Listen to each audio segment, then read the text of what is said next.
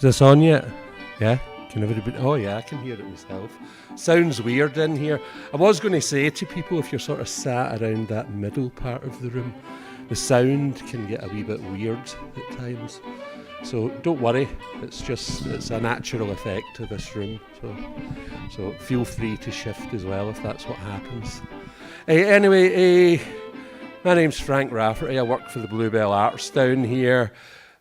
One of the things we were doing today around the town was we did a poetry trail around town with a few people performing bits of their work or reading bits of their work, and people from the general public were welcome to come along if they had something that they wanted to share as well.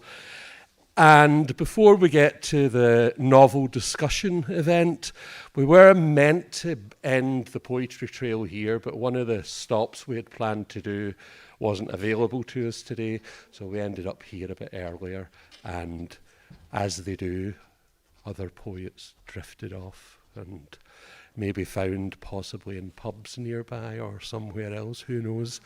But before we get to that, welcome to what's coming up. There's going to be two really good events in here tonight for Culture Night 2021. There is a novel discussion organised by Sue Divin, and that'll be a panel with 4 local novelists discussing their work, and then it'll be open to you to ask them any sort of questions. And I beg you, make them difficult. Make them work for it, you know. But then there's going to be an event called Off the Page, where 4 performance poets, spoken word artists from the Northwest will be performing some work for you. Short sets, about 12 to 15 minutes, I think. That'll be getting live streamed. And then there will be a short open mic where anybody is welcome to get up and share their work, whether you're a writer and want to share a bit of what you've been writing, or whether you're a poet who has something, or if you want to get up and sing a song or dance or anything, you know. Anyway, as I said, I'll sort of kick it off. The event that's coming up is called Off the Page, but I'm not going to be off the page at the moment because to be honest, I've been in here all day. Then I did the poetry trail, and I was out last night. It was a friend's 70th birthday, so I didn't get to my bed till quite early on. And I will be doing a bit later off the page, but for the time being, I won't be. So let's see. I'll kick it off with a friend of mine once said, when you're doing poetry, never make the introduction longer than necessary, and certainly no longer than the poem.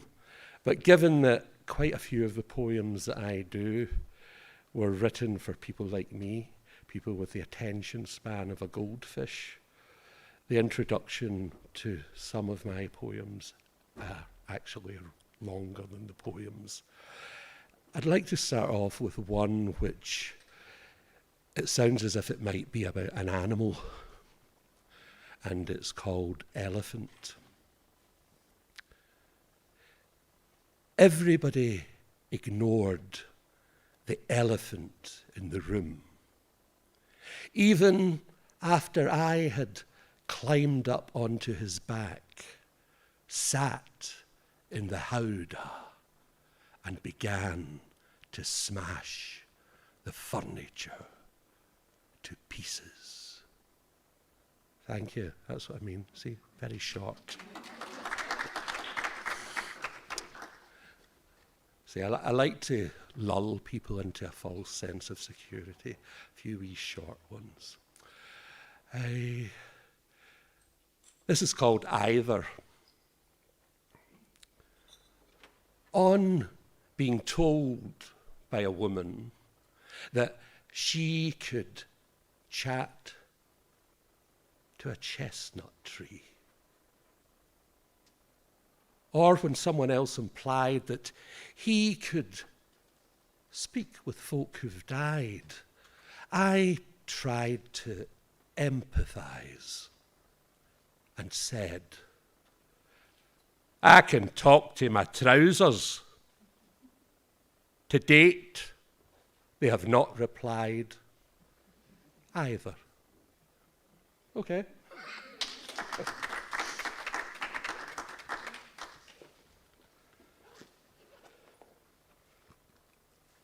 You'll know when I'm not off the page because I am of an age where I have to put on my specs. I sometimes forget that. But this is out of a wee book that someone was foolish enough to include some of my work in a few years ago. And this is one of these ones. It's about basically a lot of us, you know, we grow up with a certain dialect, a certain accent, and sometimes along the way you discover that in the ears of other people, the way that you speak is not wholly approved of. So this is one about that kind of experience, and it's just called This Is the Voice. This is the voice, my ain. It was lost, but somehow I kept it, no matter the cost. It was lost. I had buried it under mountains of shite, and then I went off somewhere and tried speaking right. But it just didn't suit me. It left me tongue-tied. I was left feeling lousy, like somebody died. In my head, I was hurting. Something just wasn't clicking. My language, my culture had been getting a good kicking. As the way it all started, with comics and books, and if I asked a question, I'd get one of their looks that said I was rubbish. I changed how I spoke, so all my teachers thought I wasn't a joke, because Scots were all stupid, drunk, mental, violent. I spoke in my new voice. I spoke and grew silent. I grew silent and weary. I felt a deep sense of shame. I spoke in my new voice. And then I came home. I stopped. I listened. For the first time in years, I still had an accent that moved me to tears. I stopped. And I listened without being prepared. I listened to people. And I liked what I heard. I stopped being frightened, being grammatically wrong. And I spoke in my own voice. No, I didn't. I sang. Cheers.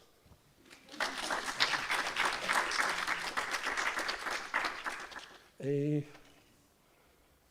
didn't really know I was going to be getting up at this point and doing anything, and I don't know if anybody else wants to at the moment, but I'll sort of keep it on that sort of level at the moment. This is I assume most people have guessed by now I'm not from around here. I'm what many of you refer to as a blow-in. I once asked somebody, when do I stop being a blow-in?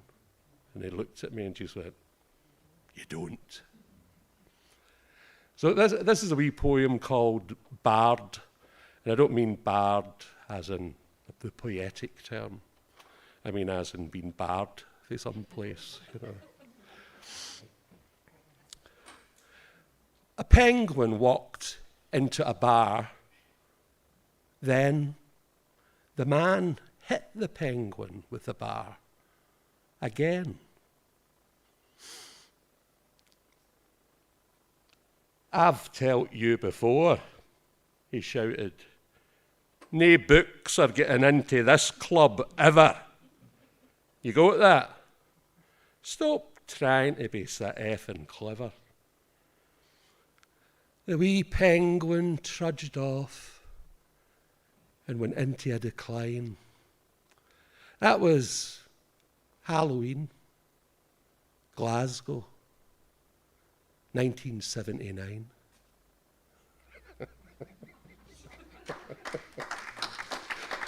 Right.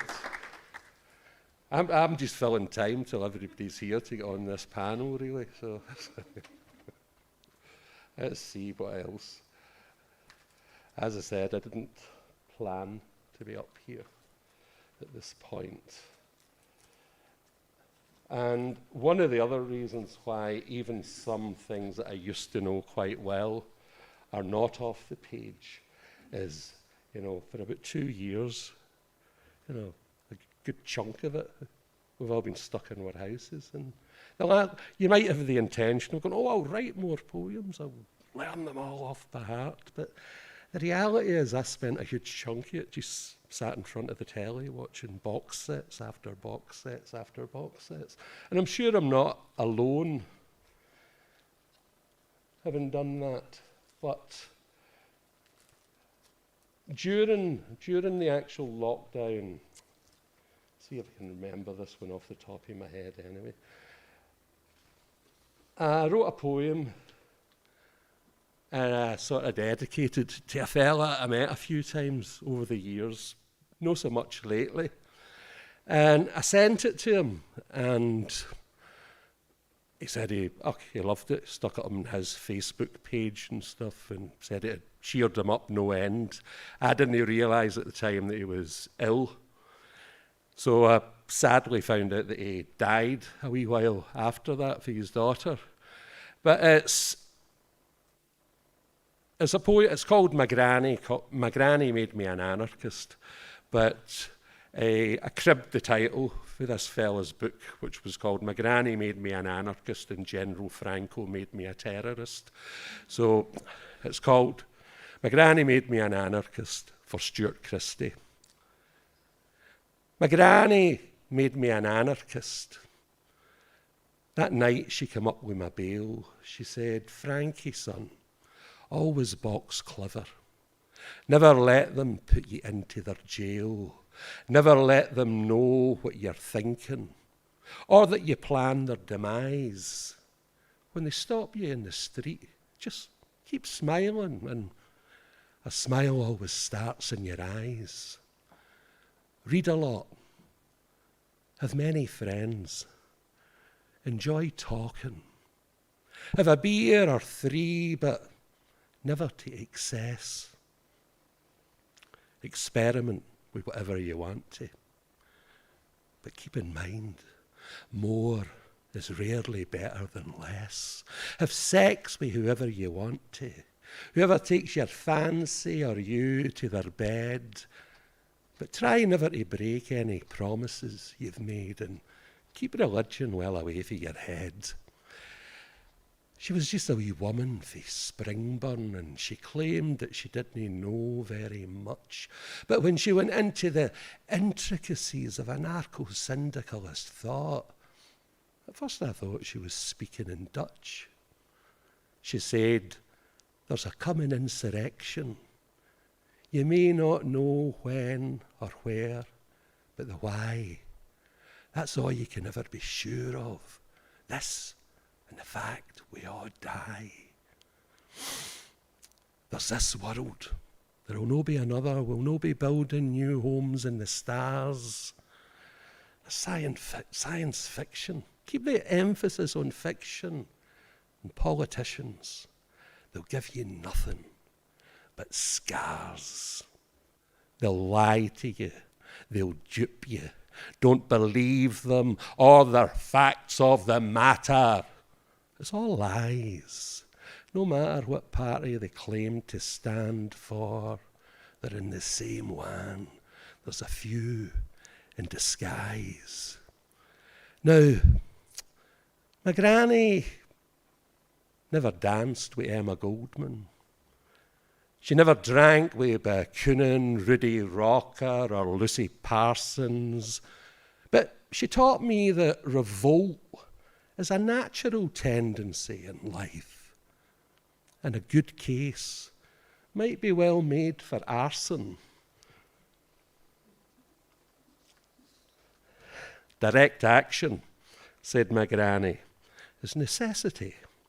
The world can be whatever all of us create, beyond the decrees of parties and leaders. There can be no redress from the state. Government isn't there for the governed. Serves the interests of the rulers and the rich.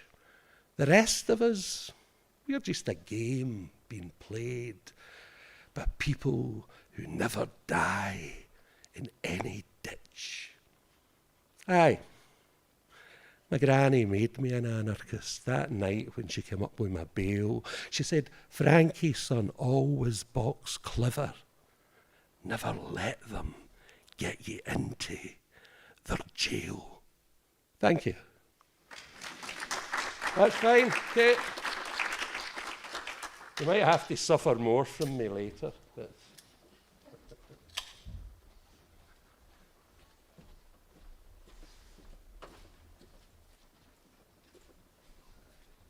you can take 2 minutes if you want to top up tea and coffee, and then we're just going to go straight into the novel panel.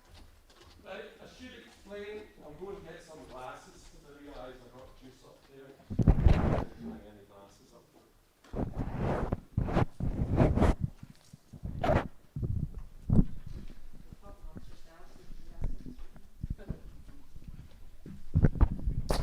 And the tea, the coffee, and juice is free.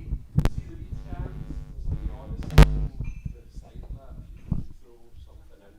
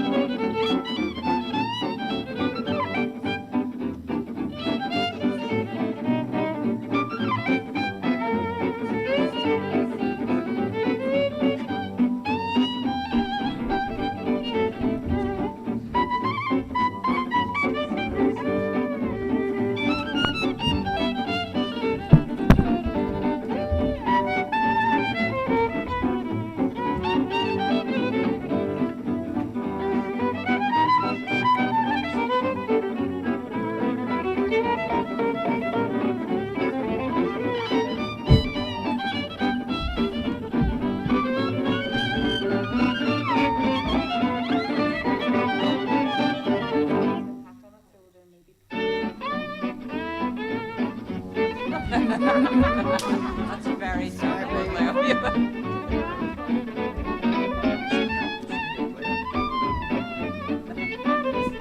On the left one. Good to see you, Claire. Just a wee second for Brian to come back.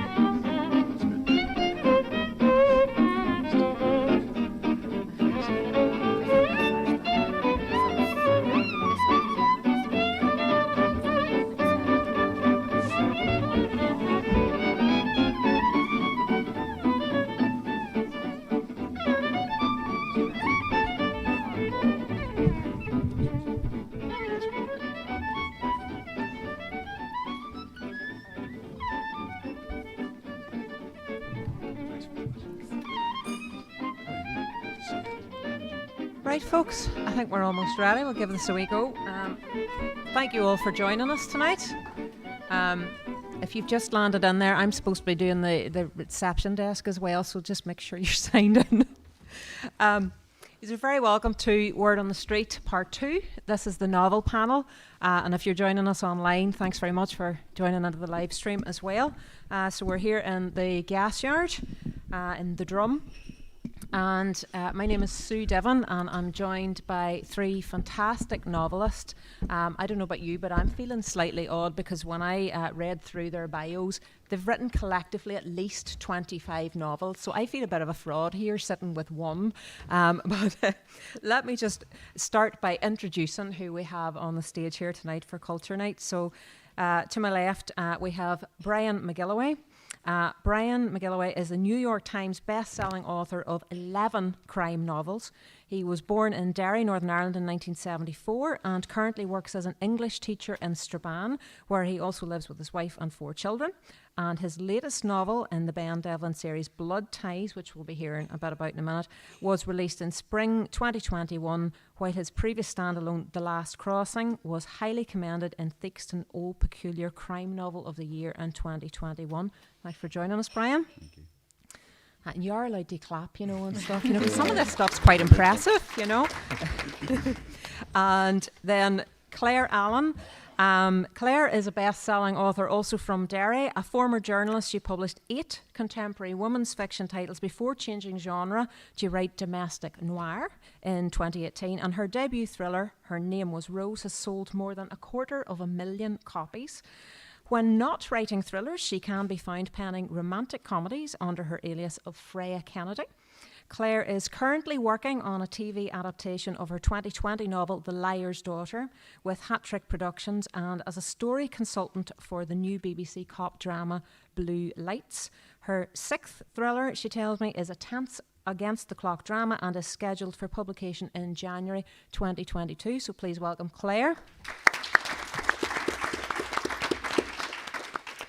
And Dave Duggan almost needs no introduction in Derry, but we'll introduce him anyway.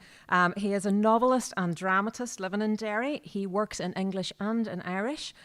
His recent novels are Macaronic, Clolar Chonacht, is that right, more or less, getting there, in 2018, and Oak and Stone from Murdoch Books. Dave has 4 novels, including one in Irish, as well as dramas for the stage, radio and film. And I'm sure, even though he didn't put it in the bio, that there should be something mentioned about an Oscar nomination in there as well. The novels in fiction of different genres tell different stories of individuals caught in the sweep of public affairs. And hopefully we'll hear a wee bit more about them later on. And we'll be talking about his first novel. We're reminiscing back to The Greening of Larry Mahon.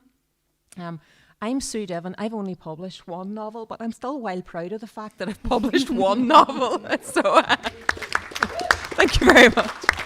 So I'll be talking a wee bit about Guard Your Heart, and hopefully we'll have a bit of banter between us as well as we go along. So what I'm going to do is I'm going to start one at a time and get each of you to read a bit from a novel, and then we'll go into a bit of conversation. And towards the end, you can be thinking up any questions at all that you want to ask to the panel. We're more than happy to interact around that. So Brian, I'm going to go back to yourself and start with yourself. And we're talking, I think, about Blood Ties tonight. Ben Devlin is back, and I loved the intriguing strapline on the front of this. I haven't read this one. I did read The Last Crossing, and I loved it. But the strapline on the front is, how can a dead woman avenge herself on a killer 12 years after her murder? And I already want to know the answer, but I'm sure you won't tell me. I won't. No, thank you, Sue, and thank you for organising this as well, and all the organisers on it. It's a fantastic idea. Can everyone hear me okay? Is that okay? Yeah, the strapline in the front is actually wrong, because it's one of those things, and this was the first time ever, the publisher designed the cover before I'd written the book. Right. And so I told them what the story was going to be about, and before I had written it, I kind of said, this happens 12 years. So basically the idea is that a body is discovered at the start of the book. Somebody's been murdered and fresh blood is found at the scene. And when the police begin to examine the blood, they discover that the blood belongs to somebody who was murdered 20 years earlier.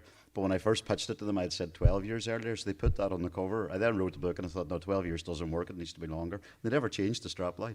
So that's one of the joys of being published. So they designed the cover for the book without actually having read the book or knowing what it was like, which is one of the other joys of publishing, I think, as well. So this was a book, that's kind of what it's about. What it's really about, I suppose, for me, Devlin was my first character, and he is probably very like me in that what's happening in his world is a reflection of what's happening in mine. And he is a bit of a punch bag and psychiatrist. He's a way for me to kind of work out how I feel about things. And in this book, it's set just during that first week before the last week, I suppose, before lockdown last year. And Devlin's father is dying and his children have gone to university. And he's kind of struggling because in the very first Devlin, his child is 6 months old and his daughter's about 5 and everything's grand. And the books, Devlin has aged as time has passed and has aged with me. So I'm going to read just a very short section, and to put this into context, his dad had been in a home And knowing that lockdown was coming, they have got him out of the home and brought him to live with them. And one night he falls out of the bed, and Devlin and his son have to go in and help him. How long are your readings, by the way? I'm trying to work out, do I do 2 pages or 1? You can do 2, it's grand. Okay, I'll read quickly, if that's all right. I woke at around 3 a.m. with my dad calling for me. When I went into the room, he lay on the floor, one leg still caught in the sheets on the bed where he had fallen out. I rushed across to him as he protested that he was okay. But even as he did, I could see that he was unable to lift himself, his arms ineffectually pushing against the ground, one hand twisted in the duvet that had fallen off with him. I knelt down next to him and recognised his fear. "Are you hurt?" He shook his head. "I shocked myself, I think," he said. "I wasn't expecting to fall. I have a rail around my bed in the home." "Are you ready?" I asked. "Do you need a hand?" I looked up and saw Shane, his son, standing in the doorway, staring in disbelief at the sight in front of him. "Give me a hand with your granddad's legs," I said. "I can get up myself," Dad complained. "I'm not completely useless." "We've got it, Dad," I said, putting one arm under his back and cupping him beneath his armpit on the far side while I stretched my other arm across his chest. I lifted him, cradling him the way I had once cradled Penny and Shane, while Shane helped disentangle his foot from the sheet and pulled back the covers to allow me to place him back in bed. "Are you okay?" I asked him as I set him down, laying his head on the pillow.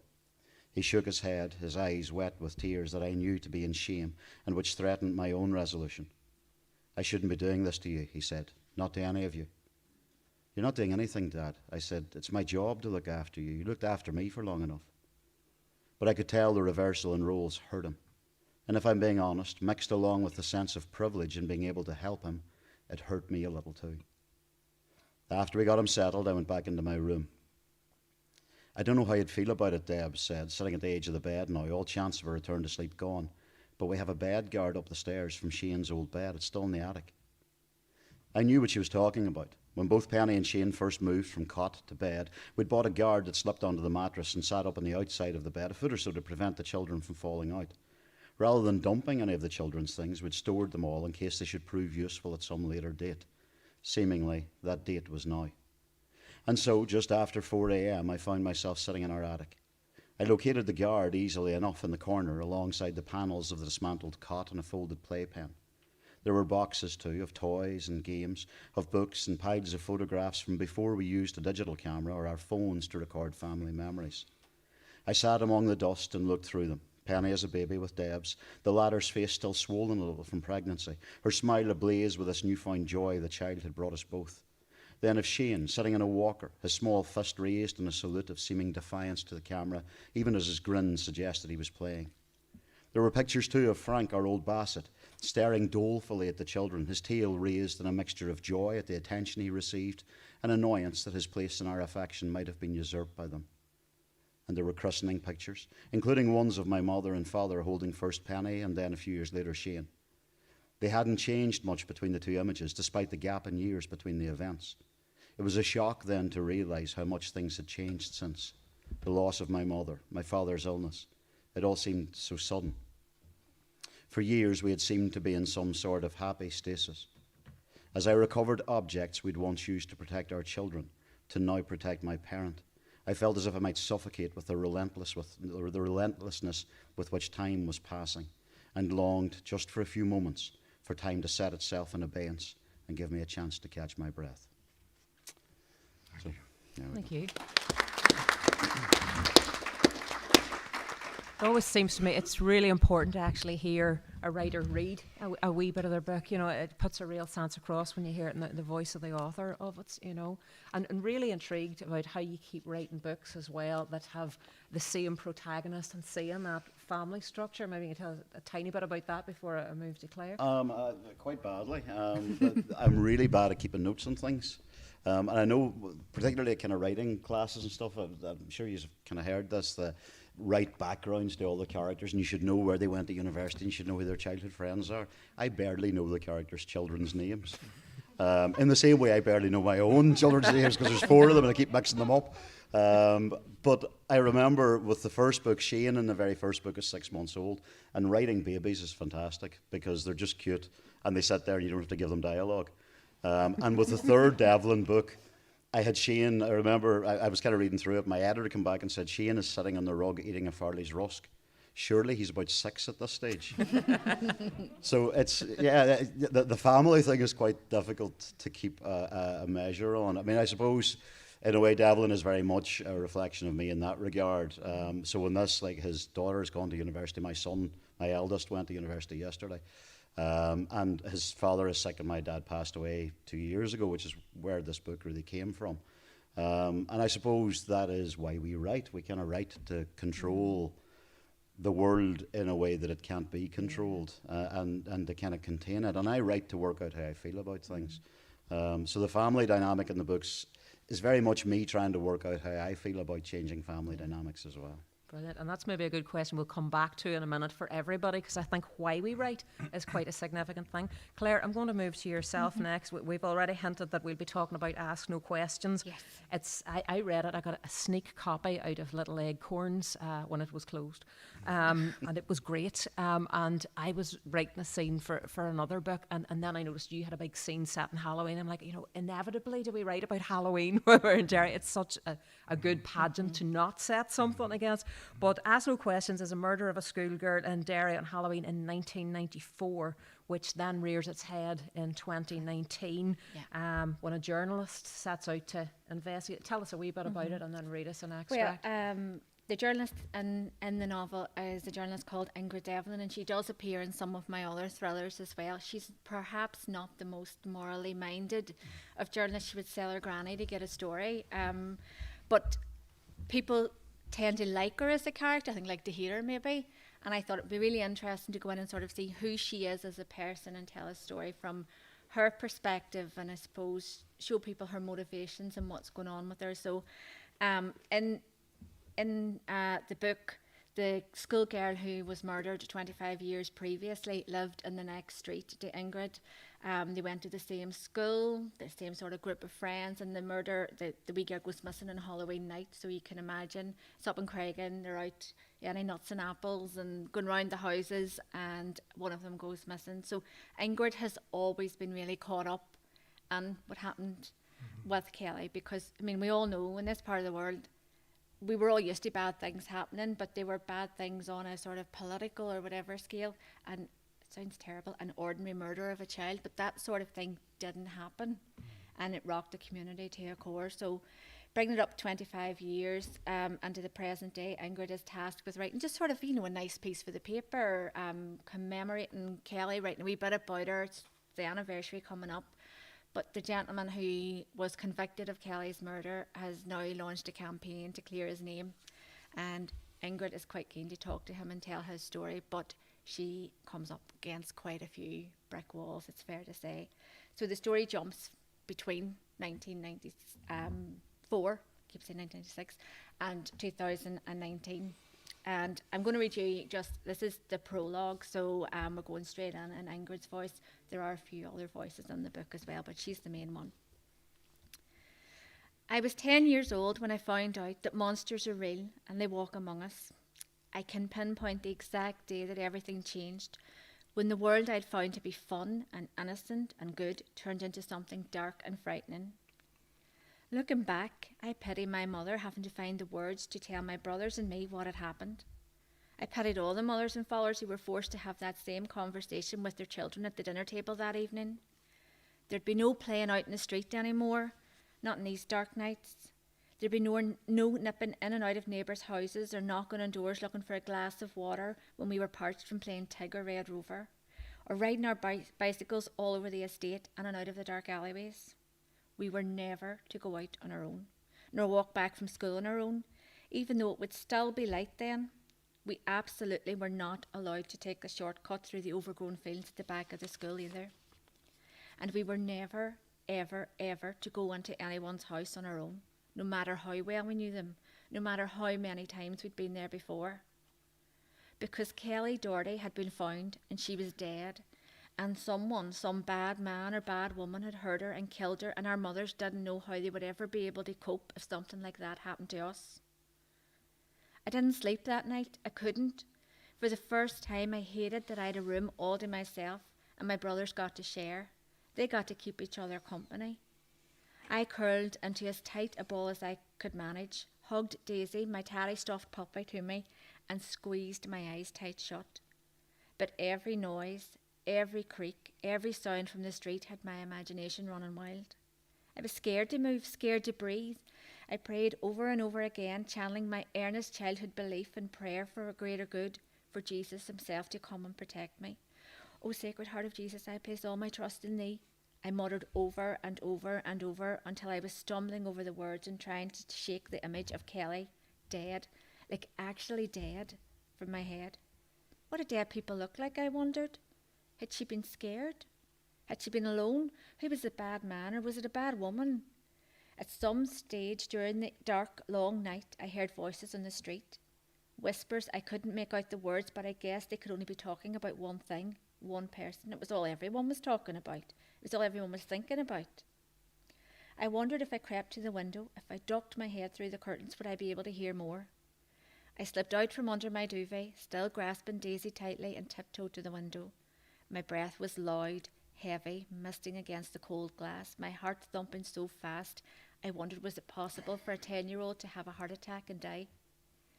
I almost didn't look out of the window, but I steeled myself, took a deep breath and opened my eyes. There was a man, dressed in black, a woolen hat pulled down over his forehead, a scarf or jumper or something high in his neck. But I saw him, and he saw me. He looked straight up at me, raised a gloved hand to gesture to me, to bid me to come to him, and I fell to my knees, then curled into a ball, squeezing my eyes as tightly as I could, because monsters were real. The bogeyman we had always been told was just make-believe stalked our streets.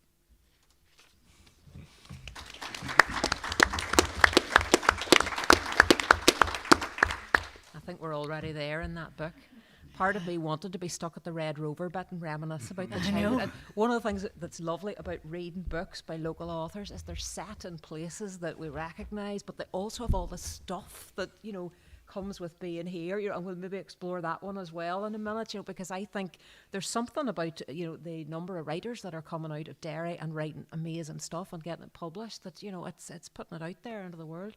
Dave, I'm going to move to you next, and I thought you were going to pick Oak and Stone, and then you says no, you're going to reminisce and go back to The Greening of Larry Mahon, which I'm delighted to say I had read a number of years ago and loved it, you know, well before I kind of got into writing myself. I'd read that one, and Larry Mahon is alienated from his family. He's from here, but the novel is mainly set in the rainforests of Borneo and then making some parallels with here. So tell us a bit and give us a reading. Yeah, well, sé bhur maithe agus bhhaile mar ar dús mhuias de Sue as an cura who do ar an imacht seo. How are you all doing? And I just want to say, I know I got a market. I just want to say thanks to Sue for letting me be part of this terrific panel and this terrific event. Larry Mahon is an engineer, escaped from the Troubles by college and swimming. He was getting away, and his travels in engineering companies, as an engineer in logging companies, it takes him to Borneo. Just before he comes home on home leave, a child is killed, a local child, and he carries an image, a ghost of that child with him home. He's alienated from himself, from the town, from his family.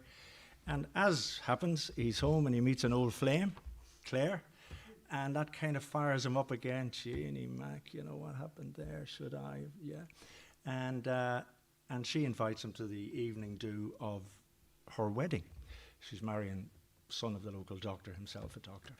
So all of that's kind of in it. And but he has a good fortune to fall in with Brona, who's Claire's sister, and he kind of falls, and she's the bridesmaid. He's talking to Brona at the bar at the do. I hadn't meant to get so serious, and Brona picked up on my change of tone, and she put her glass down on the bar. How do you mean? I don't know. Something about this, I suppose, I said, gesturing with my glass at the wedding reception. I think my parents, they'd have preferred me to have settled down and have a job in the town. With someone like Claire. I must have blushed again because she continued, it doesn't take much to give you a reddener, Larry Mahon. It's kind of cute in a Boy Scout sort of a way. Go on. Don't pretend that you and Claire weren't the twosome of the year when you were at school.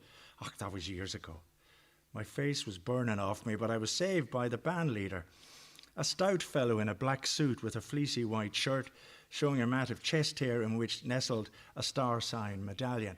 There are options for audience participation in the next little bit. Come on, everybody, we're doing the hooky cookie. A cheer went up and there was a jovial rush and push between the tables onto the tiny dance space. Come on, Larry Mahon, drink up. This is what getting married is really about. She took my hand and led me onto the floor where a circle had been formed. Already, people were putting their left hand in, putting their left hand out, and they were doing the hokey cokey and shaking it all about. I was surprised at how well I was getting into it, pinned between Brona and the young priest who kept leering across at her. Then we did the hucklebuck, and I felt the sweat on my forehead as I moved and bounced, hands in the air, laughing to myself at the line, "If you don't know how to do it, ask the little sis." "Keep it going," shouted the band leader. "She is only warming up."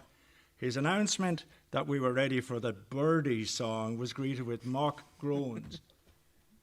Oh, absolutely. But nobody left the dance floor. The circle got bigger. I was the only man with a jacket still on, and I took it off and hung it over a chair behind me as we went into a routine of familiar movements. I couldn't guess how I knew how to do this, tweaking my fingers, flapping my elbows, shaking my hips. It was the most natural thing in the world for me to be sitting with Claire's extended family at the end of the dance set. A sprawl of tables and chairs occupied by brothers, sisters, aunts, uncles, all centred on our parents. I found a chair on the extreme edge of the group, and Brona sat next to me. She had brought fresh drinks from the bar. "Now they're really married," she said, catching her breath. "That's the rubber stamp on it, properly. All that stuff with the priest in the cathedral, that was simply prelude to this ritual here. Doing the birdie song sealed it. They're hitched now."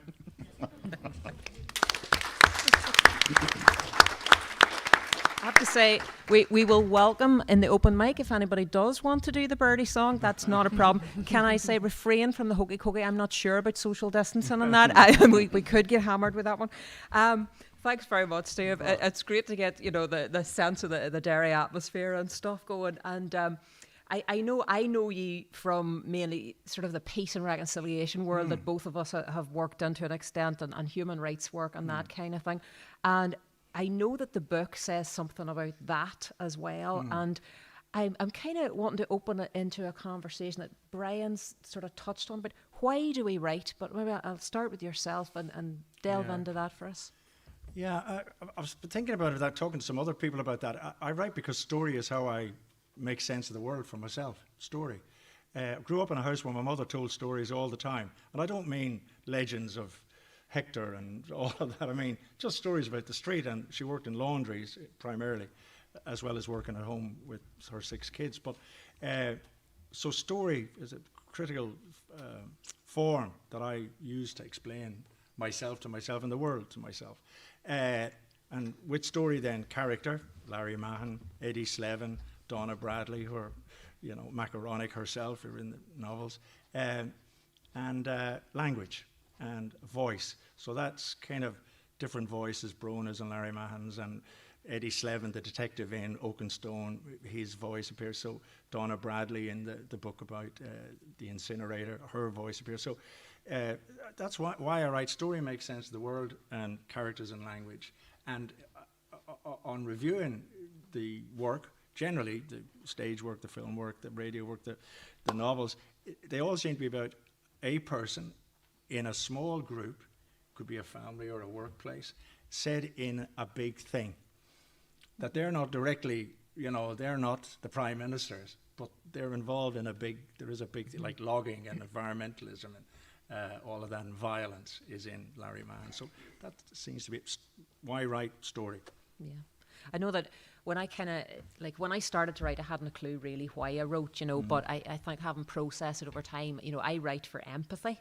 I'm trying to get people to think, same kind of thing. You're trying to say, here's a topic that I want to write about, and the way you do that is to find the character who has a lot to lose in that scenario and a story to tell, and maybe they're learning about that as they travel through it, And I think I found working in the field of peace and reconciliation and community work that I kind of do in the day job, that we try so many different types of approaches to try and help people learn about the other, whatever that other happens to be, and to engage with that diversity.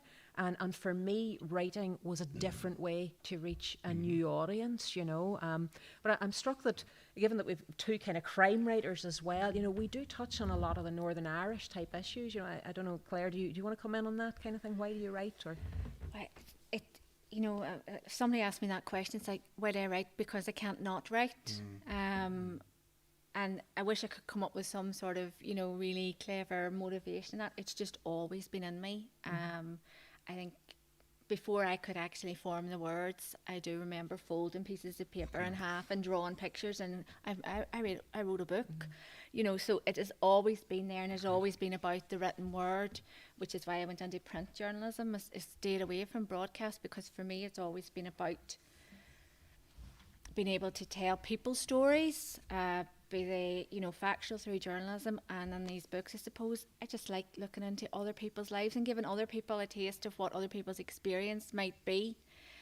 Because I write in different genres, there are different motivations, I suppose, for each genre. When I'm writing romantic comedy, I'm writing it to entertain people and to sort of, I suppose, give people a bit of a lift and a bit of a laugh. When I'm writing the crime stuff, I do tend to write around maybe some issues, deeper issues from our society, from our community, things that are happening now that maybe are brushed under the carpet, things that I may have come into contact with or heard about when I was working as a journalist for so many years, and these stories have stayed with me. So issues such as domestic violence and coercive control, the death of children, the book that's coming out in January actually involves the incel movement, which was written before Plymouth and everything, but you know, it's now really much come into news, and it looks at issues about what's going on in society at the minute, and social media, and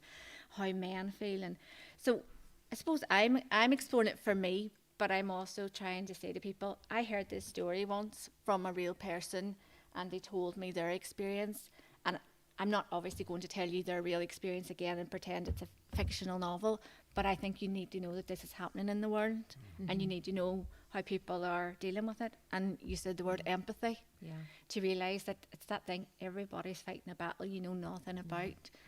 And working as a journalist, people goes, oh, who's the most famous person you ever interviewed or ever met?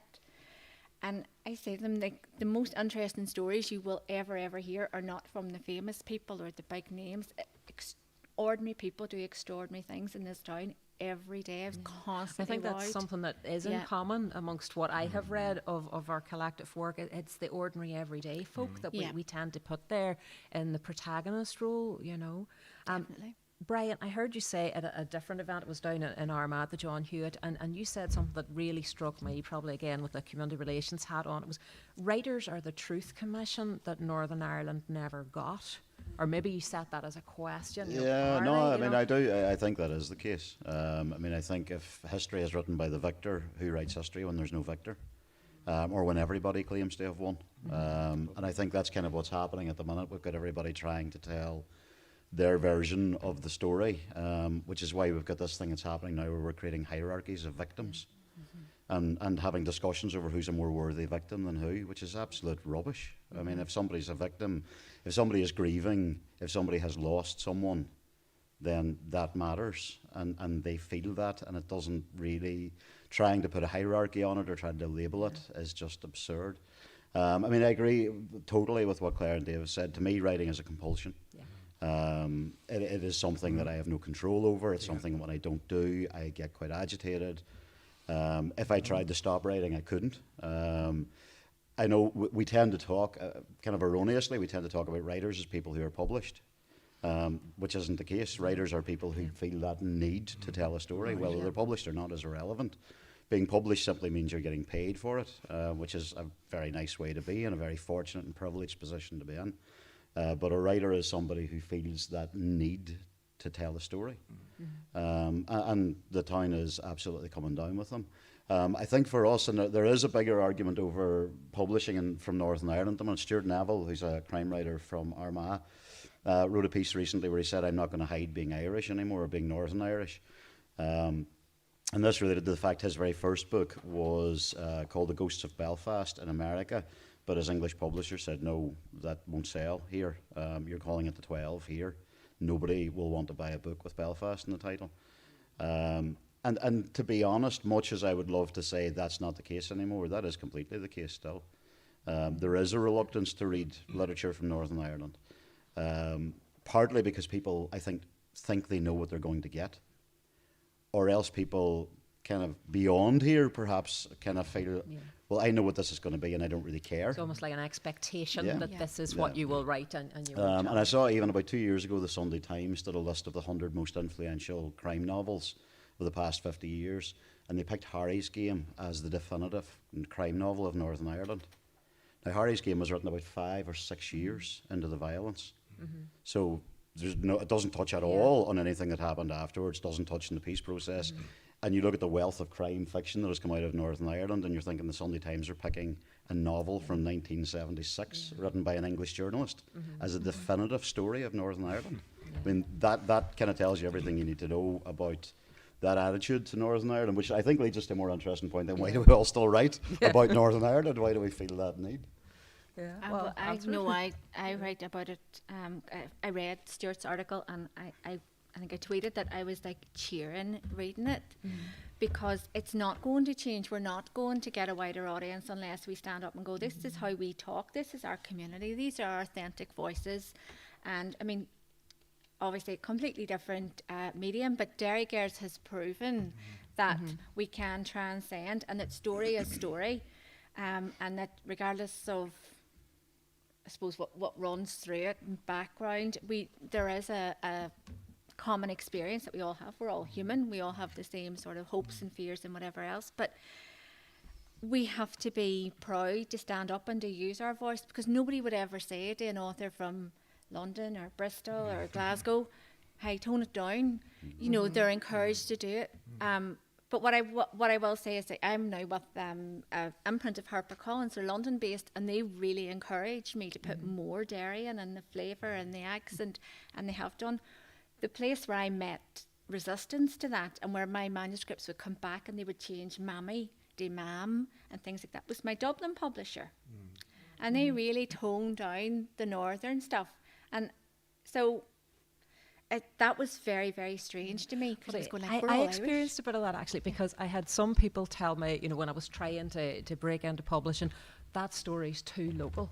But it was the people in Ireland were telling me the story was too local. And actually it was a London agent and publisher that went for it, because they saw the universality and they didn't know anything about Northern Ireland, and yet when they read it, they related to the story and they wanted to know more. You know, so it's interesting. And yet at the same time, I know I've had edited out of books things like 15s. Nobody knows what 15s are. And tout, I had to argue about that one, because all Derry folk knew what a tout was, you know. But even dandering up the walls, I got told dandering, it means something completely different. And so you have that kind of back and forth to retain the authenticity of something, you know. If you don't mind, I'm in the position of having to chair a panel, and I'm trying to plug my own book here as well at the same time. So I'm going to read you a wee extract out of Guard Your Heart, which kind of links into that sense of place. So I've picked a wee bit which is very Derry. Guard Your Heart, to give you a wee bit of background. You know, we were talking about books that are compared to from Northern Ireland or about Northern Ireland. A lot of people have said to me that Guard Your Heart is a little bit like Joan Lingard's Across the Barricades series. And, you know, did I deliberately set it with that in mind? To which I repeatedly have to tell people, you know, that's 50 years old. You know, it's not just one generation out of date, it's actually 2 generations out of date. It was written before I was born, and I'm not wild young, really. You know, so it's a wonderful comparison, and I'm honoured with it. But I think today's teenagers, and I have 2 18-year-olds as protagonists in this, are living in a very different North of Ireland, you know. So there's 2 voices in my book, Aidan and Iona, who are both 18 and both born on the day of the Good Friday peace deal, but from very, very different backgrounds. One from the Waterside, one from Craigan. So this is in Aidan's voice, and these 2 are getting together for the first time after a pretty violent incident that Aidan was the victim of and Iona had witnessed. So they're kind of sussing each other out a wee bit. After leaving the cafe, we dawdled over the brick-cobbled crest of Butcher's Gate and past the railings fronting First Derry Presbyterian Church. I smirked at the memory, me, 10, sprinting after Shan like a blue-arsed fly down the bank and after paint bombing its Greek columns one July night. God, but Ma had lit into us after dragging out the explanation for the yellow gloss on our runners. Dad's cigarette had wobbled as he tried not to laugh.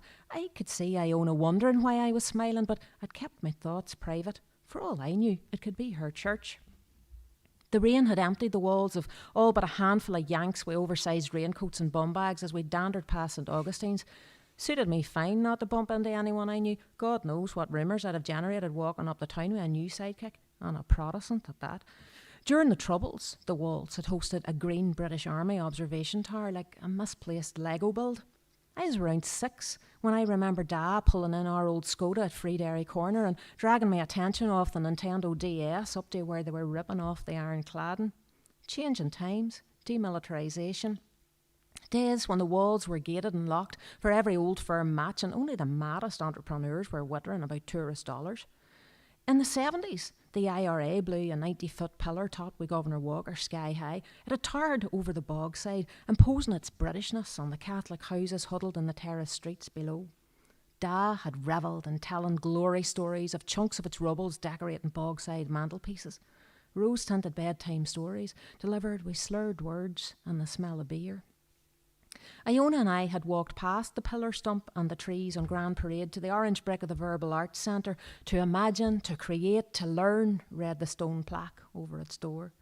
Fine if you're 5 and playing with plasticine. In the good old days, we played with grey plasticine that smelled of Christmas and went boom, my dad used to brag. Part of me still wished I was 5. It was easier to know who you were in them days. I glanced at Iona. Best to keep radio silence on the IRA family heritage. I couldn't resist clambering on the cannons at Double Bastion, overlooking the bogside murals. Iona had looked up as I'd grinned like a maniac, delicately balanced with my arms held wide on the barrel of Roaring Meg. Have you ever broken a bone? She asked. You my guardian now? I'd laughed back, raising my bandaged fingers. I'd broken my left arm when I was 5, running too fast down Craigan Hill after a football. When I was 7, I badly sprained an ankle playing Superman off a 5-foot wall in our playground. At 10, I turned my big toe ligorous after busting it with a brick on a building site at dusk. Ma was a season ticket holder at A&E.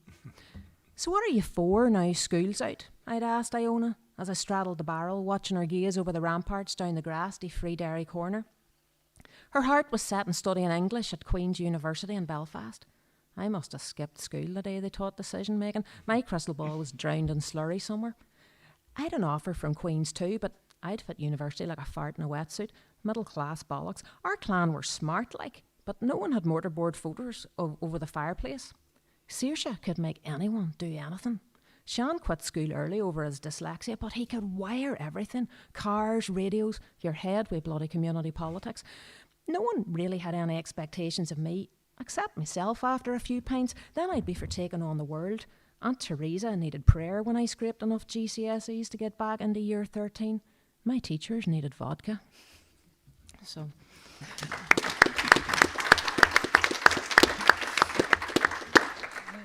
I picked that given that we're sitting here in the bogside, but also to kind of cue in a thought about, we've talked about why we write.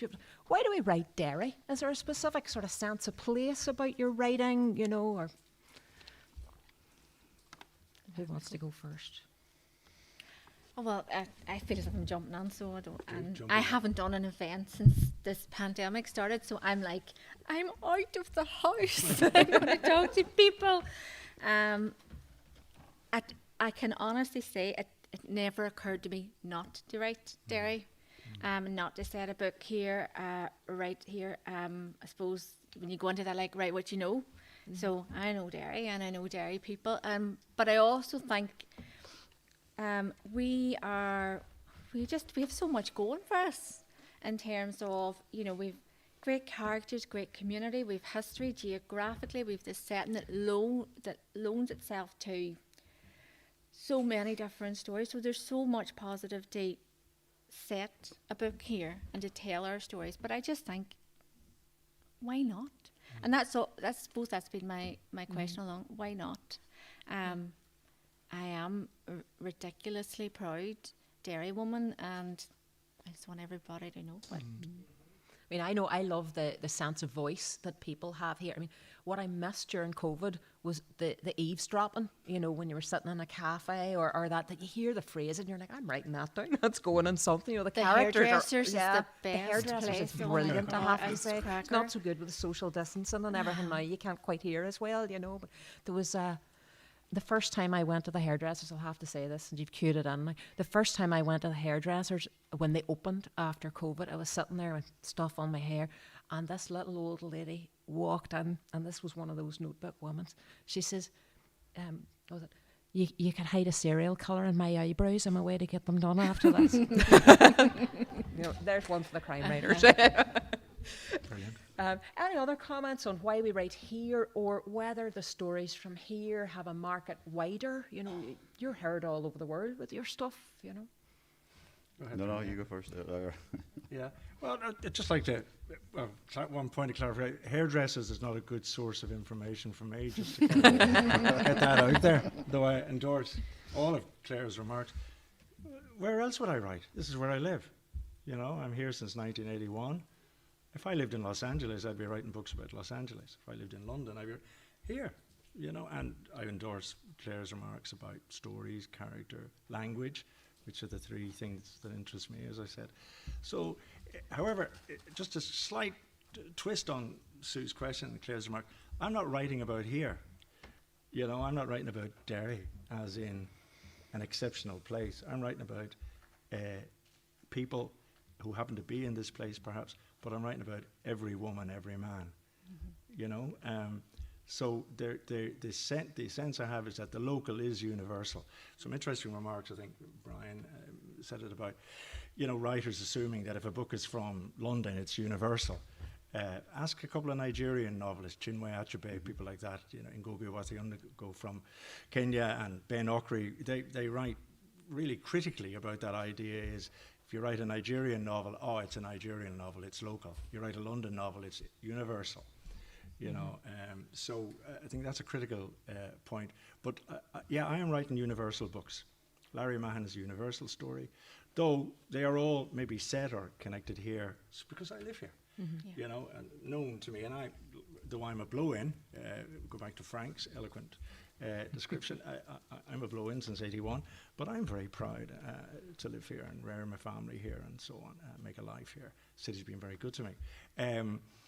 So I'm writing universal books that happen to be set here. If I lived in Sheffield or Limerick, I would be doing the same thing.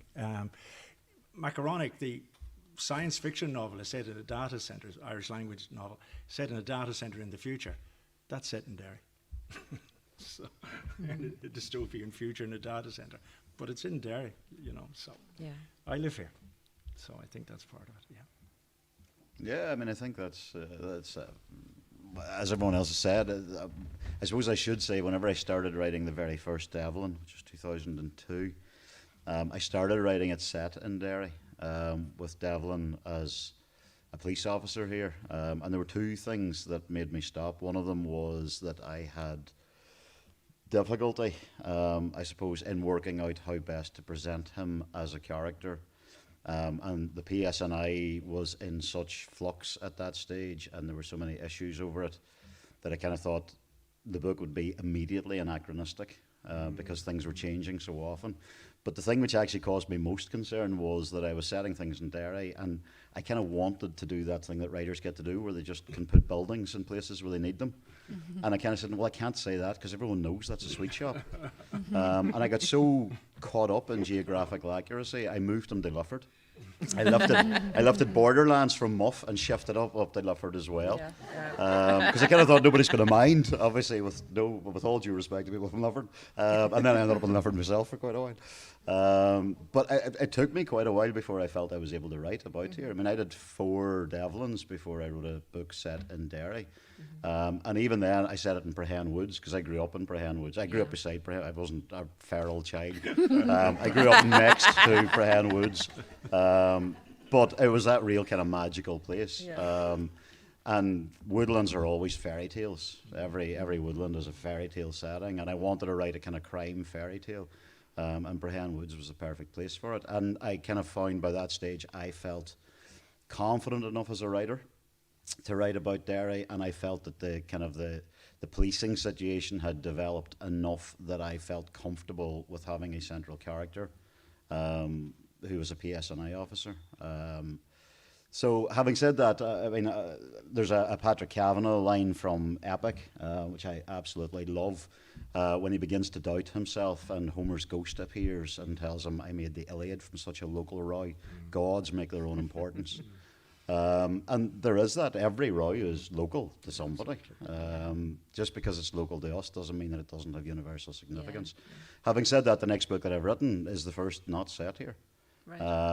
And that's not a deliberate thing. It's not actually set anywhere. It's it's very much focused on a single character. And the location wasn't really that significant to it. Mm-hmm. And it's the first book that I've written where I wasn't very aware of location, and I don't know why. Maybe I just needed a break. It's kind of 12 books in at this stage. So I think I normally need to know in my head where I am. The next book that I have coming out, it's partly set in Derry and partly set in Armagh, and one of the characters comes from rural Armagh, and I had that debate. I deliberately don't name the village that they're from, because I think if it did, I would have that impact of people saying, oh, this is not right and that's too controversial, and so there is a sense where even in fiction, there's lines you don't stray. We're getting close to the end of our time here, and actually, so I'm just going to ask have any of the audience got questions of stuff we haven't covered that you're keen to know? It could be about the writing process or about the books or anything you want to know about. If she's wild quiet, I'm going to ask them another question, but, feel free to shout. Go ahead. What do you like to read? Everything, and anything. And I think I'm going to mention the audiobooks. Have opened my mind to loads of different genres that I wouldn't have picked up before. So I'll read. I do enjoy a good rom-com. I do enjoy women's fiction. That's where I started reading. So I do love the storytelling of Marion Keyes and Barry McFarlane and people like that, with just like real funny voices. I actually didn't really read crime at all before I started writing crime. I think I'd read Brian's books and that was kind of it. But now I'm a wee bit addicted to reading those as well. But I think I have learned that you never quite know if something, just if the wee blurb gets you, just give it a wee go anyhow. And books have the power to surprise you. There's books I thought, I'm going to hate that, and they've ended up, top of the list, and vice versa. I know I'm pretty much a random reader. I mean, as a single parent, for many years I didn't have time to read except at Christmas or holidays. That was the reality of it. So I don't consider myself a very widely read person, when it comes to many things. But at the minute, I love Kevin Barry, as long as you don't mind a bit of flowery prose in there. I think he's brilliant how he writes stuff, or Donal Ryan's writing as well. I really enjoy this. I tend to like novels over short stories, but I read short stories to look at how people write it, and some of them are unbelievably good at that, Any other comment on that one? Brian? Yeah, just anything that's beautifully written. To be totally honest, I'll read anything. But it is one of those things. It's like sports players want to play against the best teams because you learn so much more. And there's nothing better than reading something and going, oh, Jesus, that's amazing. I wish I'd done that. But had I done that, it wouldn't have been anywhere near as good. And it's that moment, and particularly that moment of human recognition. It's that moment when you read something and go, yes, I totally get that. So anything, there's that Heaney, Human Chain, his poem about the final letting go. And I remember reading the last line of that for the first time and just feeling like I'd been punched. That's what I like reading. That's the best feeling in a book. When you finish a book, when you read that last line and you have to take a moment. Yeah, that's right. Yeah. That's when you know somebody has done the job right. Where you can't even talk, you can't speak, you just have to go. That's nice. And that's what I aim for when I'm writing. When I write the last line of my book, if it doesn't make me go, as well as a wee bit of thank, then I know the ending's not right, and I have to go back on it at some stage. But that's what you want when you're reading. Yeah. Dave? Same to the three of us here. Read everything. I read very widely and a lot. I enjoy it. My mother told stories. My father read books in a factory working household, and so I grew up with that. What do I like? Just a small step aside. The Human Chain, the Heaney book. I was dead in hospital 11 years ago. Now I'm resurrected, kind of a Lazarus moment. But 11 years ago, I was dead in hospital, and my son read The Human Chain to me while I was in ICU, and I always thank him for that. It's a powerful occurrence in my life. So books, anything. Today I got Girl, Woman, Other from the library. Bernadine Evarista's novel. I have that sitting I on look the out coffee for table. I look out for Booker Prize books, not all of them, but a bit of Brown's thing about the best, as it were, or the perceived best. But I tend to read them 3 or 4 years after the hype, you know. Yeah. Conversations Among Friends, the Sally Rooney first book. I'll read that at Christmas again, you know, well after it's come out, you know, although there's a film thing coming out about it. So, just finished Les Miserables. That's a dinger. And The Miserables. One thing I would say about it is you can skip. People say, how do you read Ulysses? Skip. You know, skip's cool. Skip. Go back to it if you want. But I really liked Claire's remark about the punch effect, the silencing effect. Your head's been full of these voices, the writer's voice, the character's voices, and they've had the profound associative effect of silencing in a positive way, as in quieting the reader. I have similar experiences of certain moments of being at theatre where I've come out and the usual hubbub after a theatre, we'll go for a drink and chat. I get the bus home, huffy head, and the people I live with go, leave him alone, he'll take about a fucking hour to come out of this. And so that moment is important to me, yeah. Any other questions? I know that there's some writers in this room as well as readers and culture lovers. Anybody else want to ask a question? When you have the I was listening to what you were saying about agents and publishers from Ireland not being very keen on novels set in the north.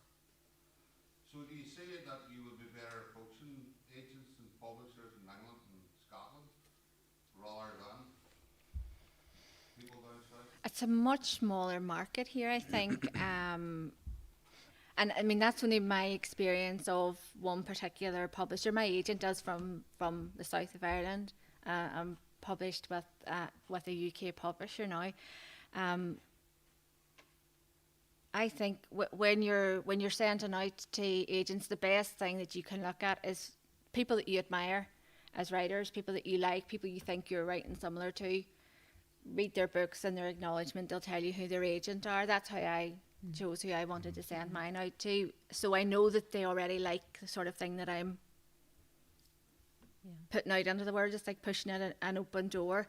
I mean, my publishers did sort of tone down the northern stuff, but story is story. Nobody is going to turn down a story from here if the sort of the meat of it's good. If they can sell it. You know? Exactly. It for them, it comes down to it's a business decision. I would say, you know, as someone who's sort of recently through that process, it's very, very competitive to get an agent or a publisher. So, you know, if you get a bite or an interest from anyone, you know, you strongly consider what you're hearing, or even if you get what we call a positive rejection, where somebody says no but gives you some reasons why, it's always worth listening to what they have to say within that, you know, because it is very difficult to get out there. But I do know that that's what I was told by a couple of people. No, the book's a wee bit local, but it took somebody who was an outsider to see the universality of something that they could put in that, you know. And then there's a bit of back and forth and editing to make sure it is universally accessible, even though it's still authentically here, you know. Good question. I mean, I don't know if it's a case where publishers would necessarily turn down a book because it's set in Northern Ireland. If it's a good story, they'll take it. In the advertising of it and the blurbing of it, they may well kind of try to hide a bit of its Northern Irish quality. In some cases not. I mean, what any writer is looking for with a book is that it makes a connection with another person. And that's what you're looking for in an agent. You're looking for an agent who comes back to you and says, yeah, that was great. I want to represent that book. I want to be part of its journey. I mean, if you get a couple of offers from agents, fantastic.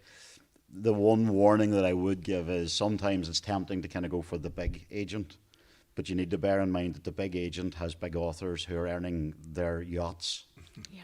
whereas you initially will be earning them their lunch money, and they will put commensurate effort into the books that are earning them yachts over the ones that are paying for their whatever, their Cafe Nero sandwich. Sometimes a younger agent who's just starting out, my TV agent, I was the first person to sign with her when she started, and she's superb, fantastic. I've sold rights so many times, just because she needs to. There is a kind of financial imperative there as well. But if you get anybody, as Sue says, if you get anybody who's supportive of the story and believes in the story, what you need is a champion.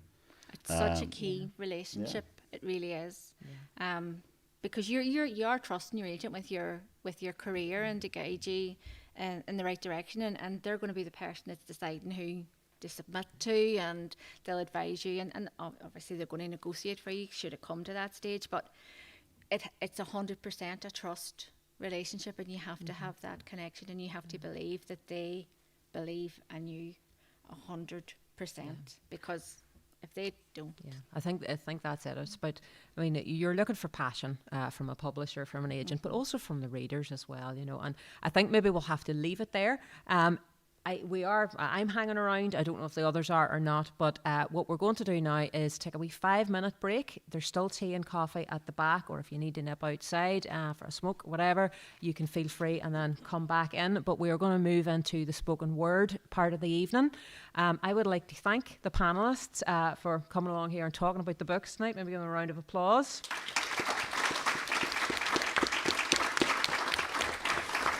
And Thank you. also, a shameless plug to say, all of these books are probably available in the local bookstores. Please support local. There's a great wee bookshop called Little Acorns on Foyle Street there.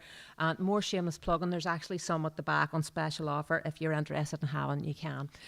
So that's it. I'm going to hand over to Mel, but we'll take a 5-minute break and then do spoken word. Thank you very much. Thank you. Thank you, and thank you, Sue. Thank you, Sue.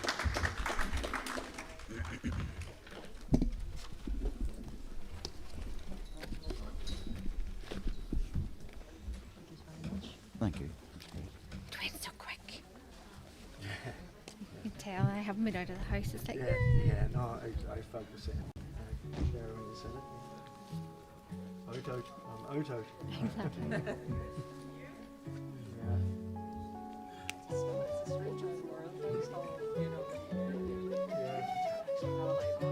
exactly. Exactly.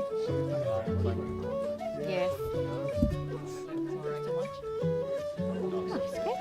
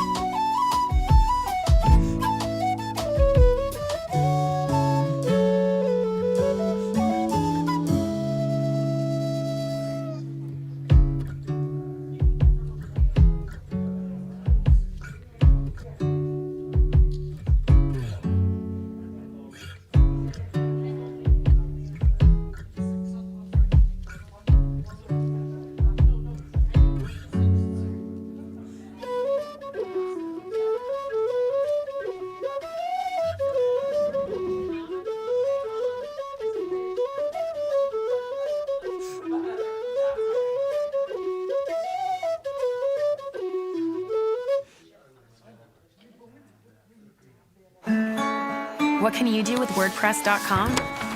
You can create an amazing website with hundreds of beautiful themes to choose from. Open your online store. Want to start a blog? Just start writing. How about adding a video to your portfolio? Simply drag, drop, and publish. And you can do it all from anywhere. But that's just the start. With WordPress.com, you can start building your website for free and then grow it with a plan that's just right for you. Reach a new audience with marketing tools built right into your website.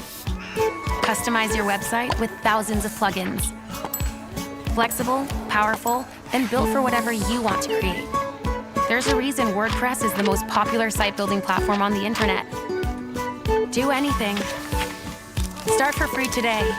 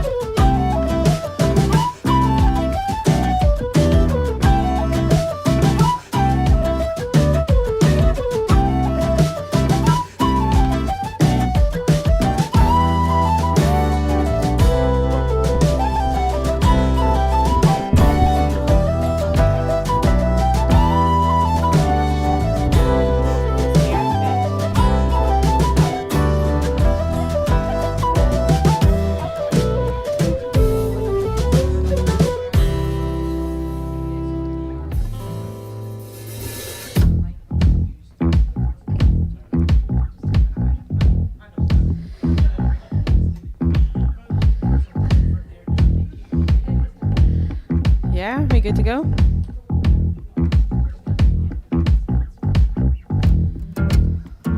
The funky music off. Awesome.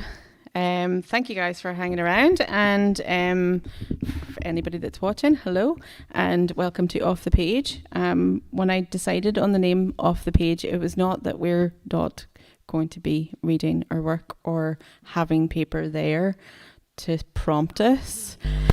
It was more the difference between page poets and spoken word poets. That's the difference. And because so the whole idea of tonight of having these 3 literary events was that we're really putting it out there to try and get a literary festival here in Derry, because we should have one, because there's enough of us writers knocking about, and why the hell should we have to travel to other locations just to have our work heard and just to have people to join in the fun. Content warning, adult content warning. There will be probably sweary words. We're spoken word poets.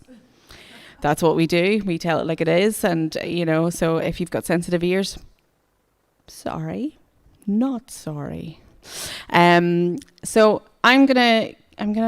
Oh yeah. So the other thing tonight was tonight I have been launching the For the Love of Mary, My Pocket Mary app, mobile app. It's currently in the. It will be released on Google Play over the weekend. Keep an eye out, and you can send your petition to Mary. Anonymously send your petition to Mary. What's on your mind? Let Mary know. She'll give a wee ear, and we'll get what the intention is for us to gather the petitions that you send to build the visuals for the show.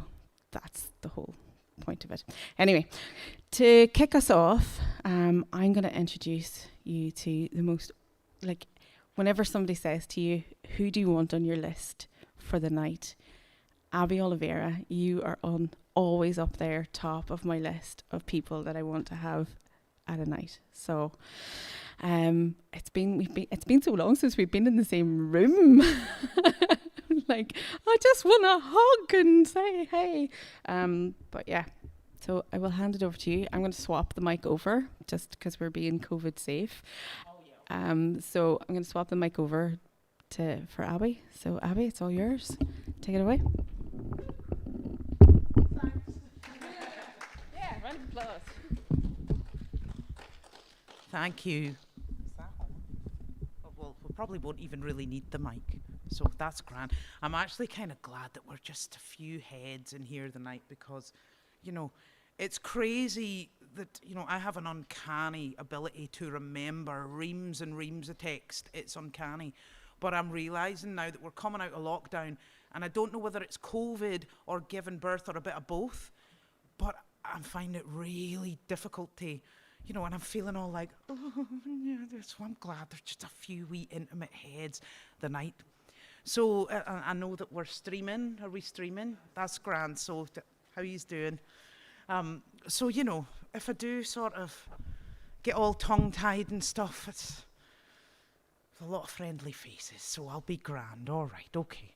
So we'll start off with this one, and yeah, I'm going to do a couple of short ones, which is anathema to me.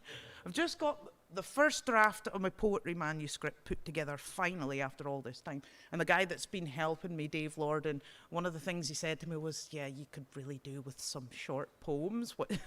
I love an owl epic, So I'm going to do some short ones, and then I'll maybe do a longer one at the end. So I'm going to start with this one, and it's called Water. We'll start with a bit of a meditative vibe, and I invite yous all to take a wee breath and maybe shut your eyes. And I want you to try and join me in this place where I'm at. This is actually the first poem of a whole series of poems about a certain subject that you'll probably become clear once I get to the end of this short piece. Okay. Breath and eyes closed. Just to sit by running water, drowning the goblins in your hair.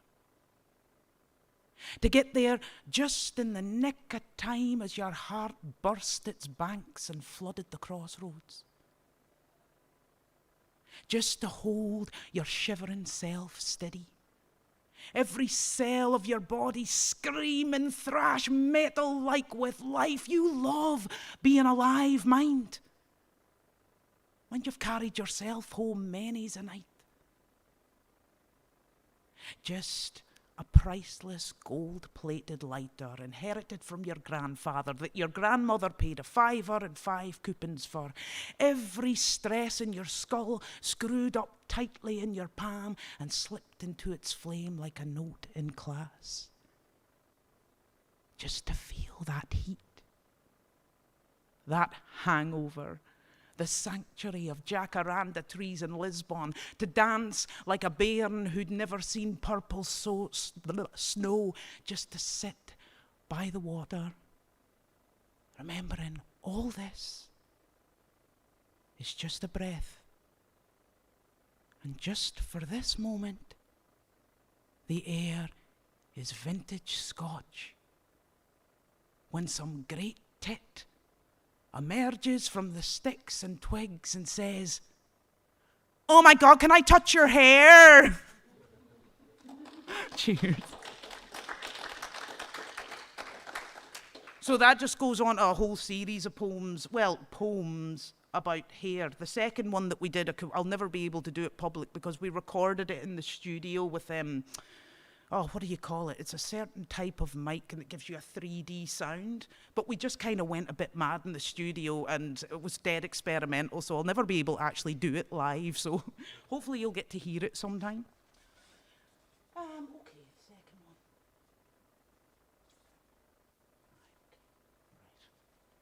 one. This is called New Orleans Clarinet. Really, my manuscript is about sort of, you know the way music, certain songs can just transport you to a certain place in your life or a certain conversation, and sometimes it's the most random memories that it throws up for you, so this is one about that. Don't touch that fucking thing. It's cursed. It's haunted. I'll no hae it on in here. Keeps yapping about doomsday, UDA, IRA, cyclic. Forgot already, Jesus Christ. UDA, IRA, cyclic. Millennium bugs gonna eat us. The very dogs on the streets are mental. Did you ken we were made by aliens? No jokes. A slave race made to mine gold. Research it on the internet. You ken what the internet's for. Saddles, crims and pedos. I'll nae hae it on in here. Dinna touch that button or you're in tay. Here, Rolly, glass of wine. Aye, it's grand stuff that. 3 for a tenner. I have a bottle in me. I'm just waiting on a 10 deal. I smoked a haleen to myself yesterday. No, you cannae watch the news. Jog on, I've telled you about that fucking poison. Sit down of your airs. Gone quit playing snake. They things are going to murder conversation. Do you ken they reckon that by 2020 folk will no be fit to think? Illuminati scheme. I plan to be deed lang afore it and I'll go listening to this bliss. He presses play. New Orleans clarinet swoons across the room. Out to the slick black tarmac, neon costume jeweled night, singing of 29th and Dearborn, 29th and Dearborn. Sexiest sound on the planet. I think I'm in love. Thanks.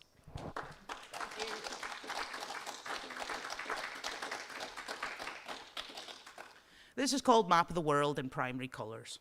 It's a wee homage to my teacher who taught us a specific way to remember which countries were which just by sight and the shape of the countries and so on and so forth.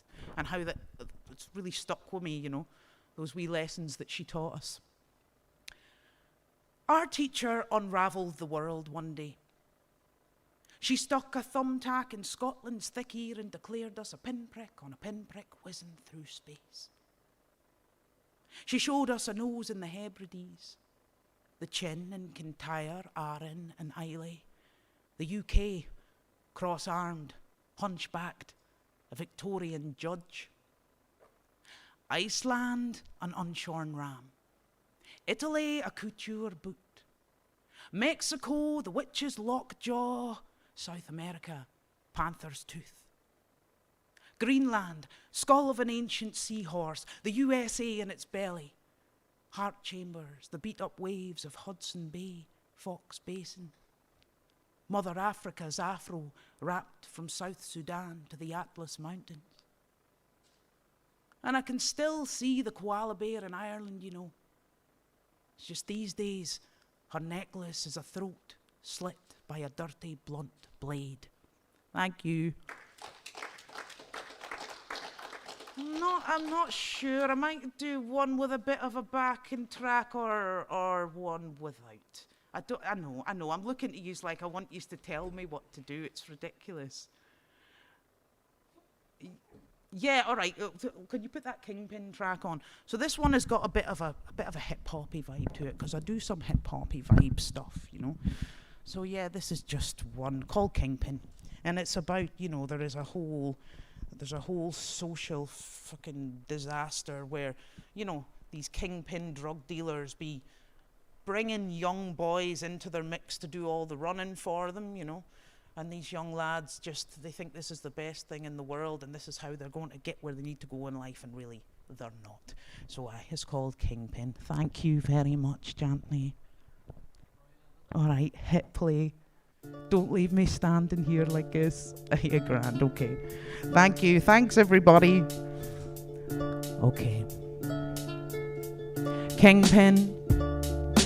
And I just want to say, this was a lovely way to restart performing again. So thank you all very much.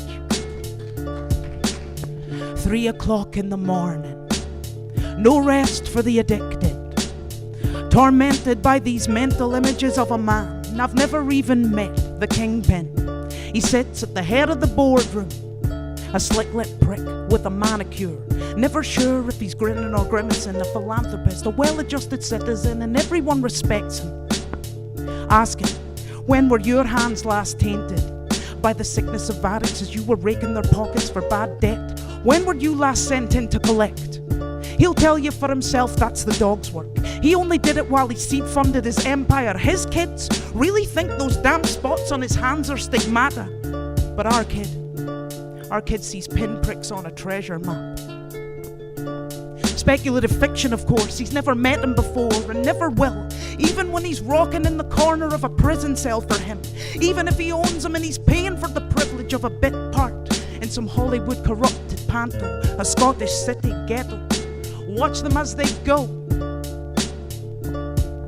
Watch them as they go. Watch them as they go. The wee north-facing gangsters, their cocaine egos. Watch them as they go. Watch them as they go. One by one, while the Kingpin languishes in Monaco. Our kid says his girlfriend left him. Now he sleeps with a machete by the bed. Said she didn't want to spend her life like this, visiting prisons on the odd weekend off from the night shift. Nah, her horizon shifted. He could fly with her or finish it, but he still owed a debt to the Kingpin seat. So here's what he did. Seeing no other options, burned another solid bridge. I heard our kid said he sees no point in living anymore. From a friend of a friend of a friend who says, say nothing. Listen to the drug talk corrupting his tongue. Reckons he spent everything that made life worth living. Like friendships, relationships, apprenticeships sinking. Illusions of a life straight out of the best wet dream of the Kingpin. He will not be on the guest list for cocktails when they happen, but keeps eating what they're feeding him regardless of ingredients. He never even checks. He's got a reputation to upkeep regardless. And isn't that just mistaken beauty and ugliness for money or the lack of it? Revenue for value, repulsion for respect. Legally, illegally, it barely counts for shit, he says. Watch them as they go, watch them as they go. We north-facing gangsters, their cocaine egos. Watch them as they go, watch them as they go. One by one, while the Kingpin languishes in Monaco. Watch them as they go, watch them as they go. The wee north-facing gangsters, their cocaine egos. Watch them as they go. In some Hollywood corrupted panto, a Scottish city ghetto. Watch them as they go. Thanks very much, everybody. Cheers. Thank you.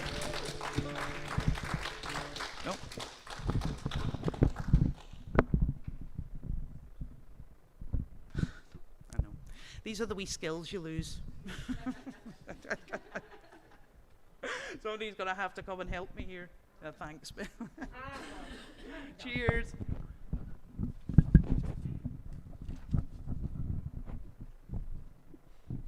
Okay. Yeah. Oh. And end. I'm surprised more people haven't been killed because of mic drop. Okay, so thank you so much, Abby. That was fucking awesome. There's the swear words. That was awesome. And yeah, welcome back into the. There's a mic. We're in a room. There's people. I know. It's not boxes on the internet. It's class. Yeah. So. Swiftly moving onwards and ever so slightly to my left, we're going to have the ever so lovely and wonderful Carolann North come up next. And again, I'm going to do that mic switch thing, so bear with me a wee second. Thank you very much. Give it up for Carolann North.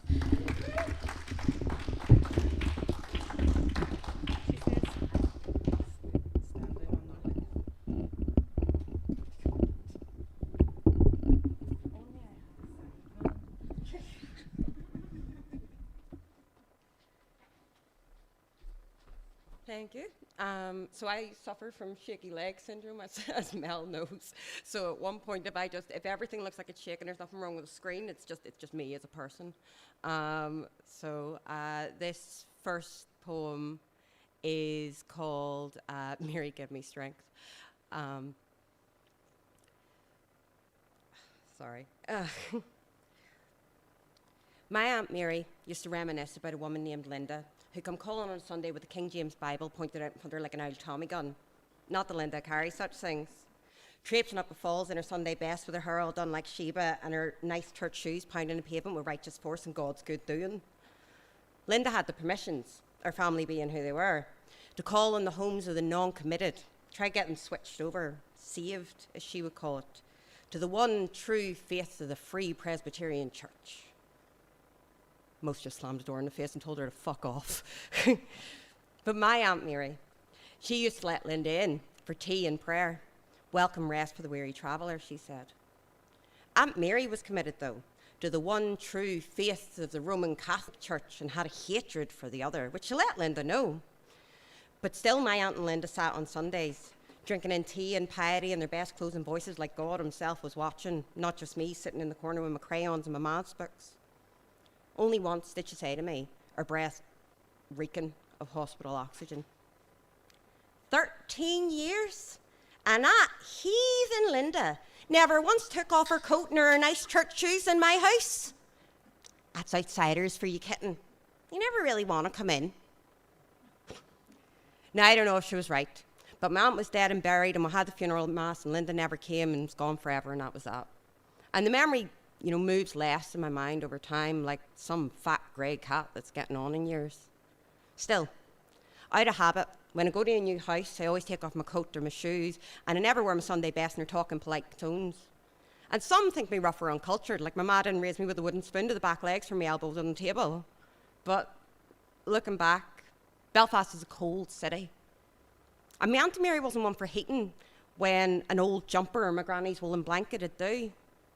Linda, her family being who they were, probably wasn't used to the cold air of a Belfast bungalow midwinter, even when warmed by women's laughter and builder's brew. And I quite liked her in her church shoes, to be honest. I used to make her bookmarks of Good Holy Mary and St. Bridget, not knowing any better. And Linda used to slip me a sweet out of her sermon coat as she left, body hunched up against the rising thick air of Belfast. Church shoes pounding the pavement in a brazen proddy march. For God, for Ulster, for Reverend Paisley, clutching my Hail Marys through the dark. Thank you.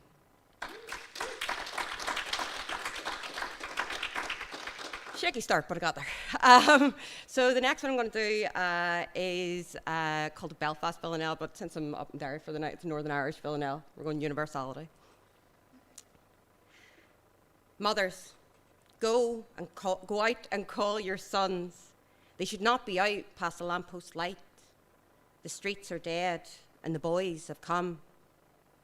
When school days end and schoolboys run to fields for footballs and for fights, mothers, go out and call your sons. When the darkness comes in dripping sullen and you close the curtains for the night, the streets are dead and the boys have come. Does your table have a chair where some child has slipped out of your sight? Mothers, go out and call your sons. There's a canvas bag under the arm of a lad still learning wrong from right. The streets are dead and the boys have come. When the path is lined with tribal blood, then let love beat hate and hope beat spite. Mothers, go out and call your sons. The streets are dead and the boys have come.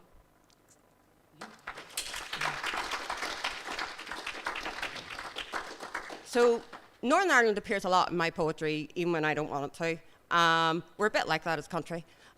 So this one is meant to be a modern retelling of a Greek fable about Tithonus and Eos. Great love story, kind of ends in tragedy, as most love stories do. But it's really about Northern Ireland. And I couldn't stop it. So this is Tithonus. Eos. In the pictures you send, you're in the Maldives, snorkeling in bikinis with turtles. Your eyes are as blue as the waters in which you stand, clear and shimmering like insect wings. I have become like the lagoon in your absence, taken on its moods and movements, slow sludge of a river under history's weight. Eos, you're in Hawaii. Standing on Earth's fire, you swear you love me, and I plead you come to my arms. We can live cold and safe in rattling winds. You laugh, say lava travels slow. You're already safe without me. Eos, you're in Greece dancing with Dionysus and Eros. In Ballycastle, I cannot get the turf to light the fire.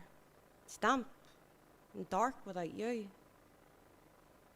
Eos, you've taken lovers in Chicago. You send me detailed notes about their beauty, each line a new wrinkle for my face. Eos, I am wizened without you. I am become great cliffs of mohair and Loch Ness, worn and deep, unyielding iconoclasts signifying nothing but age and isolation. From the heart's shell I burst forth, bow-legged metamorphosis of daydreams of you in Mount Sandal forest naked. I sing for you, sweet goddess, in cicada song. Eos, Eos, Eos. But your footprints travel on. Yeah. So that's a poem about love that kind of ends in tragedy. This one is really about love that is growing, is getting there. And it's called Gardener's Guide for the Hopeless, but it's not as sad as it sounds. Sorry. On our first phone call, we talked about flowers for hours until there were no plants left we could name. The process of growing, of noticing a bud half open, wondering if it would survive. I'll admit to being jealous of the orchid in your room, although I never was green-fingered. The way you breezed it in, allured by its brittleness. You described it to the root, until each freckled petal rose in my morning mind and settled in my slumber. I told you I had no favorite flower, but this is not strictly true. I like something that never dies, even after it's been long forgotten. I misplace so much of my time. It's easy to dismiss the living beauty by my telephone, unattended and wilting. We talked late into the evening. I remember I kept saying goodbye but never leaving, propagating new conversations from each offshoot. I often say goodbye and never mean it. An Irish farewell is a green thing too. It's another lie. They grow on me like moss with you. The truth is, I'm scared of the words blossoming on my tongue, invasive and prolific. I trim the end of each conversation 3 words short, but I feel it growing. A flower I cannot yet name, except to say the stems are tender and the fruit is hard to keep. Thanks.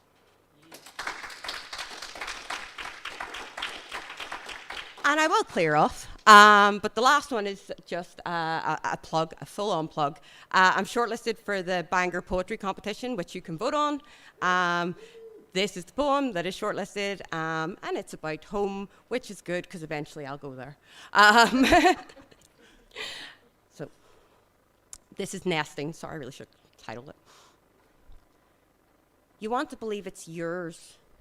This geography, this blade of grass, this house your landlord owns, that you earned it more than the drifting strangers that didn't clock in, that didn't come home to your dinner cold and your kids asleep.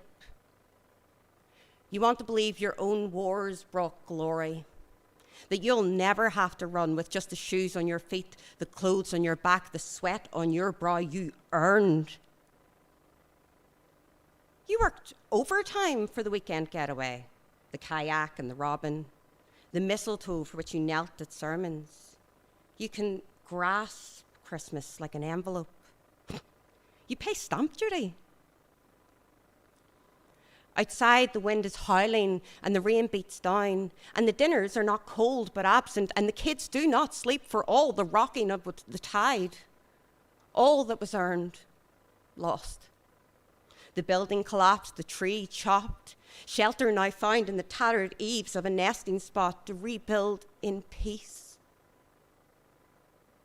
When you leave your house at daybreak, joining a morning commute still scented with last night's rain, listen.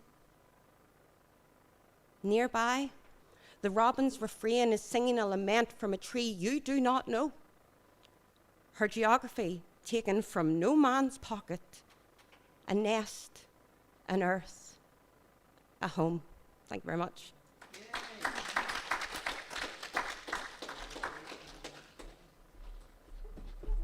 Oh, no. I get confused easy.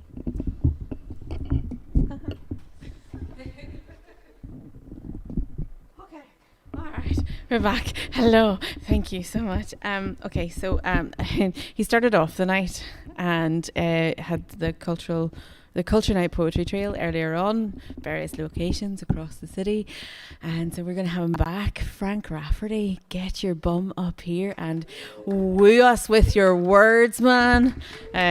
Before you do, can I just, yeah, so we're going to use that mic, is that okay? Yeah. I'm going to need to lie down in a darkened corner after this.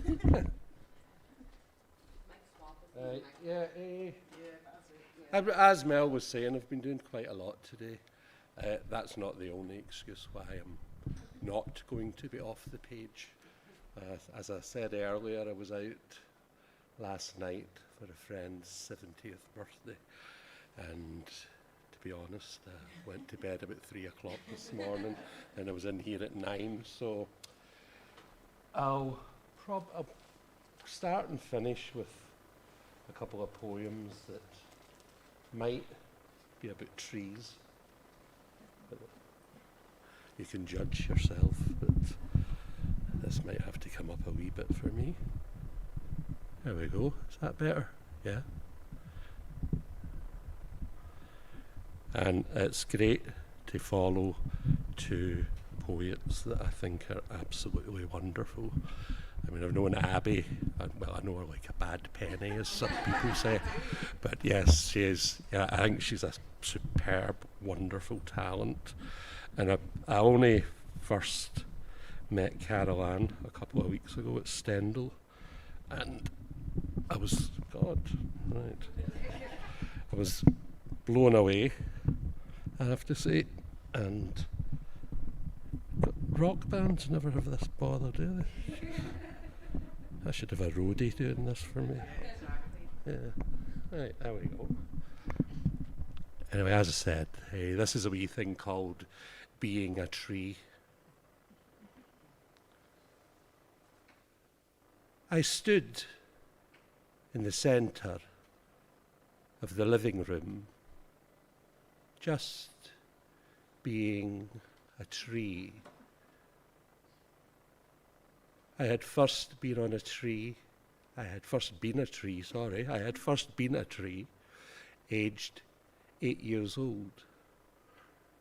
Springburn Cooperative Hall. My 7 years old neighbour sang the skyboat song sweetly. I was a tree filled with bile, self-loathing, disgust. I was a tree. 12 months later, on our street, my then 8 years old neighbour caught my vengeance full with his face during a game of rounders. Why there was a wicket keeper during our game of rounders was entirely due to my powers of persuasion. Why, some 50 odd years later, I am still just being a tree is quite frankly baffling, particularly for the neighbours who peer through my window from the street. Thank you. This is a wee one I wrote a few years ago. In the past 18 months or so has really sort of said why we should appreciate this thing that we take for granted. I wrote it for the 70th anniversary of the NHS.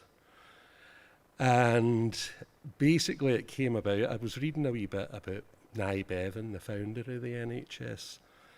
And he was a very loquacious man. Some would say quite verbose at times, used 25 words when one would suffice. But he was asked once in an interview, Mr. Bevan, what will a nationalised health service give the British people? And for once, he replied with one word, and it was serenity. And I thought, all right, okay, it's a good starting point. As I said, I might not be completely off the page tonight, but so if I'm glancing at that, don't worry. Right, it's called Your Health.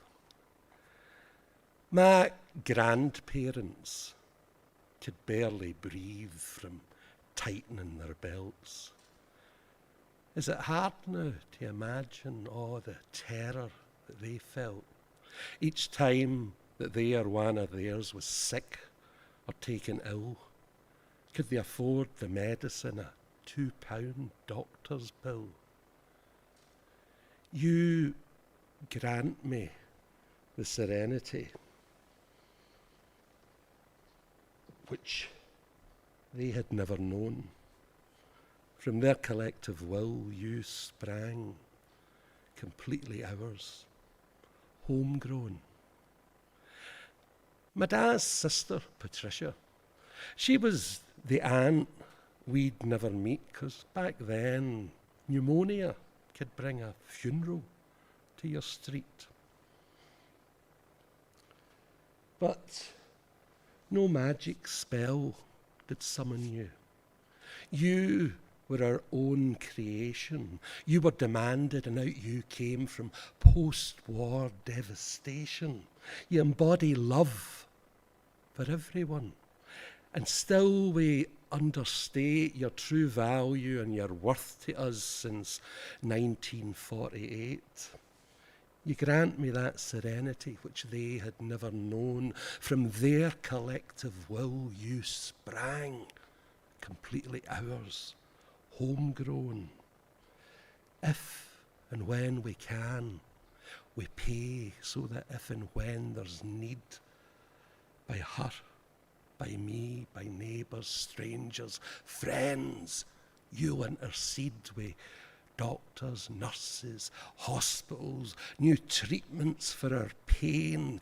You act as salve and balm if we are wounded or insane. We'll never know, because of you, the fear people once felt. Poor people who could barely breathe from tightening the belt. You grant me that serenity, which they had never known.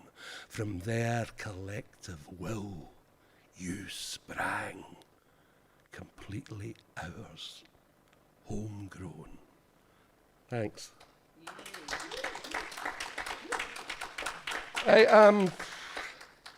Because of the day that's in it, I'll find this in a wee minute, but I only did this once. A couple of years ago, there was a walk, march, call it what you will, from Belfast to Derry, and it ended in the Guildhall Square. And it was people that were marching or walking because a young woman, a young journalist in this town had been killed. So I was emceeing. I think I stepped in for you that day, aye. And so I wrote that this next poem that morning, and I don't think I've actually done it since. So it was, you know, I don't even think it's got a name really. I think it's just called Lyra.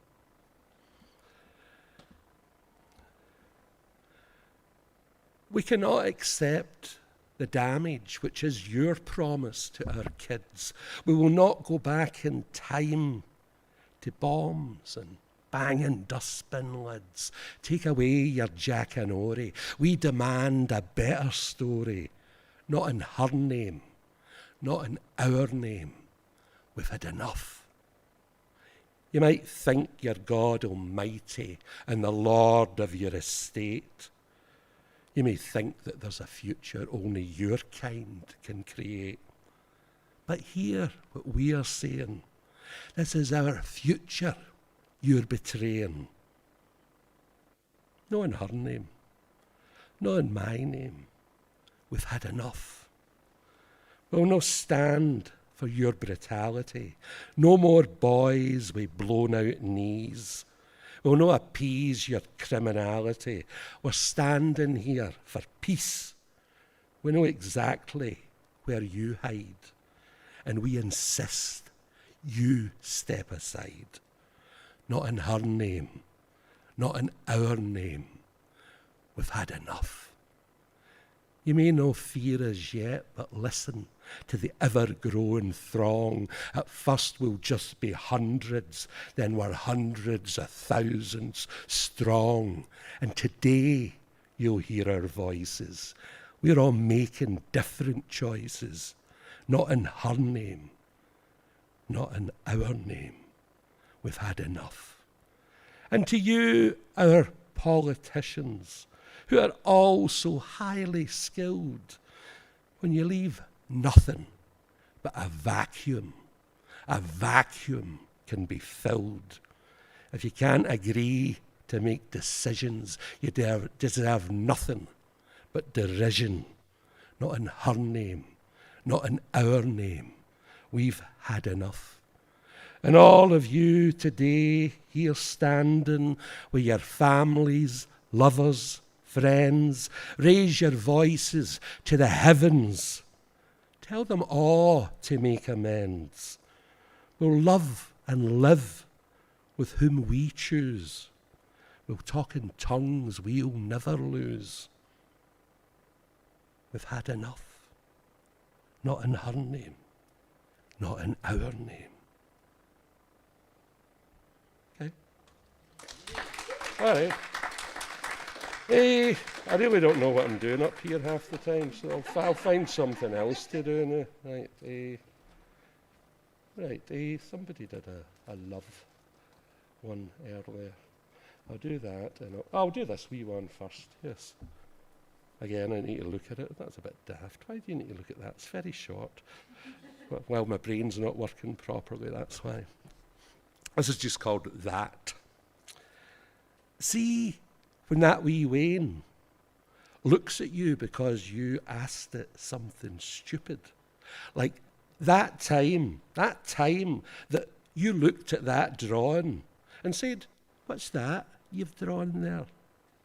See that look of utter contempt on that wee Wayne's face? You needed to see that. You need to know that you've got no imagination. And that look that wee Wayne had on that wee face that said, "Are you that stupid?" You deserved that. Okay.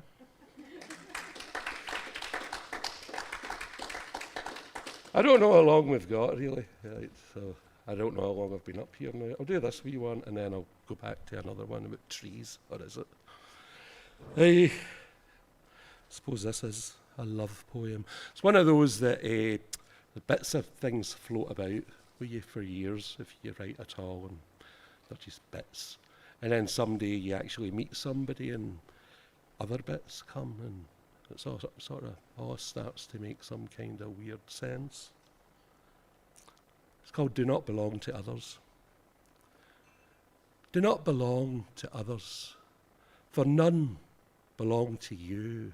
Possession is not virtue, just the turning of a screw. All those dispossessed possessions spent and broken on the rack do not belong to others. They may not give you back. And does it ever really matter if it's me, you, her, or him who becomes someone's possession, is disposed of on a whim? A darker still scenario for her, him, me, or you is to become someone's possessor. Do I belong to you?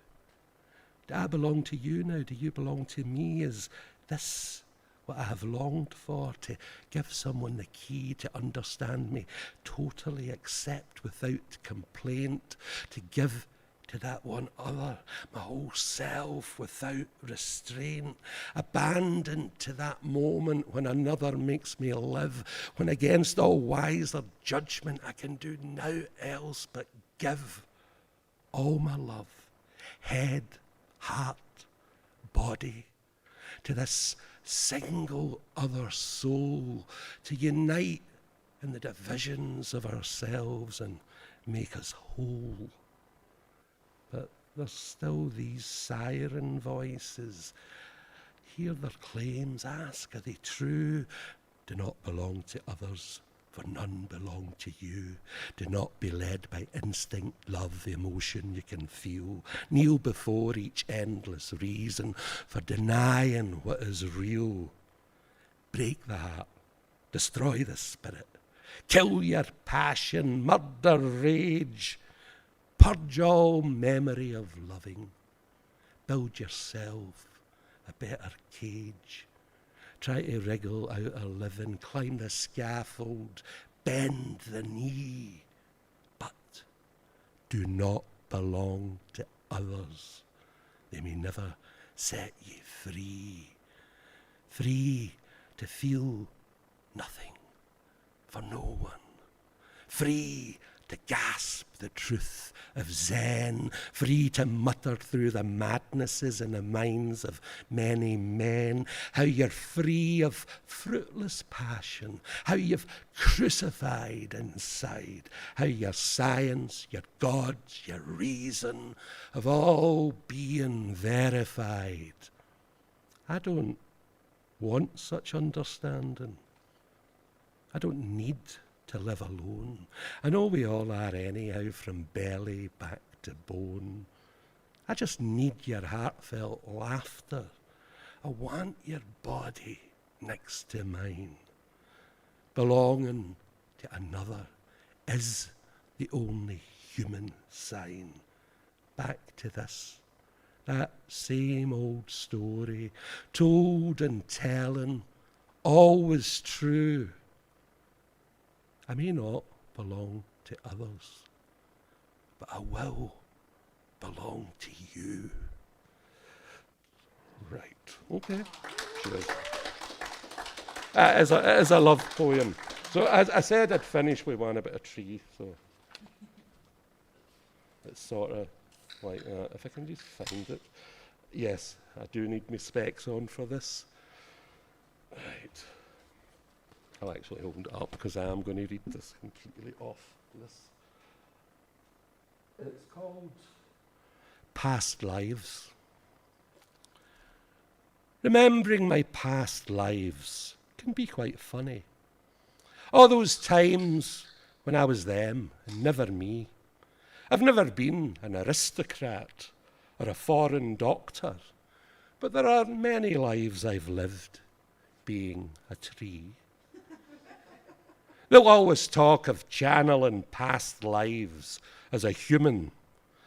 Witches, bankers, criminals, kings and thieves. It's all accents, sex, demeanour, occupation. They never talk about the bark or nuts or leaves. They never mention wildlife, rot or rodents or loud birds nesting. They'll no discuss that crazy woodsman with his axe or being the prop from which they're found sometimes, just hanging. You'll no find that outlined in the Past Lives Book of Facts. It's always fascinating adventures abroad as someone other than who you are, a duchess or a lord, a criminal mastermind, a one-legged highwaywoman, or some dude who invented guns or sharpened swords. They won't even whisper they've been felled deep in the forest. They don't talk of being chopped up to make a chair. There's a lot more to most past lives than being a human. Know that many, if any, of you shallow creatures care. But at least when I was a tree, life was unhurried. I was out there in nature, firmly rooted, free. What's the reason why such lives are lived unworried? Well, there is no eye nor mind to think with, being a tree. And that's why remembering all of my past lives can be funny, when I talk of them as if there's something being missed. My past lives, tree or human, just like yours are things imagined only. They never did exist. Cheers.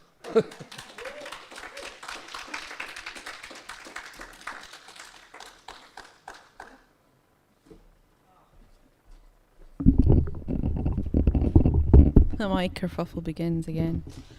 No. You're all right. It is mine. I know, I've been keeping an eye on it all night. All night. Okay, so yeah. When your pages have been like tucked up in a book for so long, you just like get creases in them. Isn't that something? Thank you so much, Frank, for that. I'm gonna end the performances. Do we have anybody here that was for the open mic? Did anybody hang on? No? Awesome.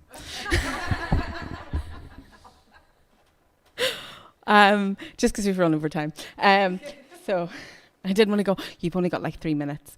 Slam rules. Okay, so I'm going to kick off with a piece that I love it. It's a piece that kind of like sets the stage for this is what to expect from me as a performer, as an artist. It's called Outspoken, because I am.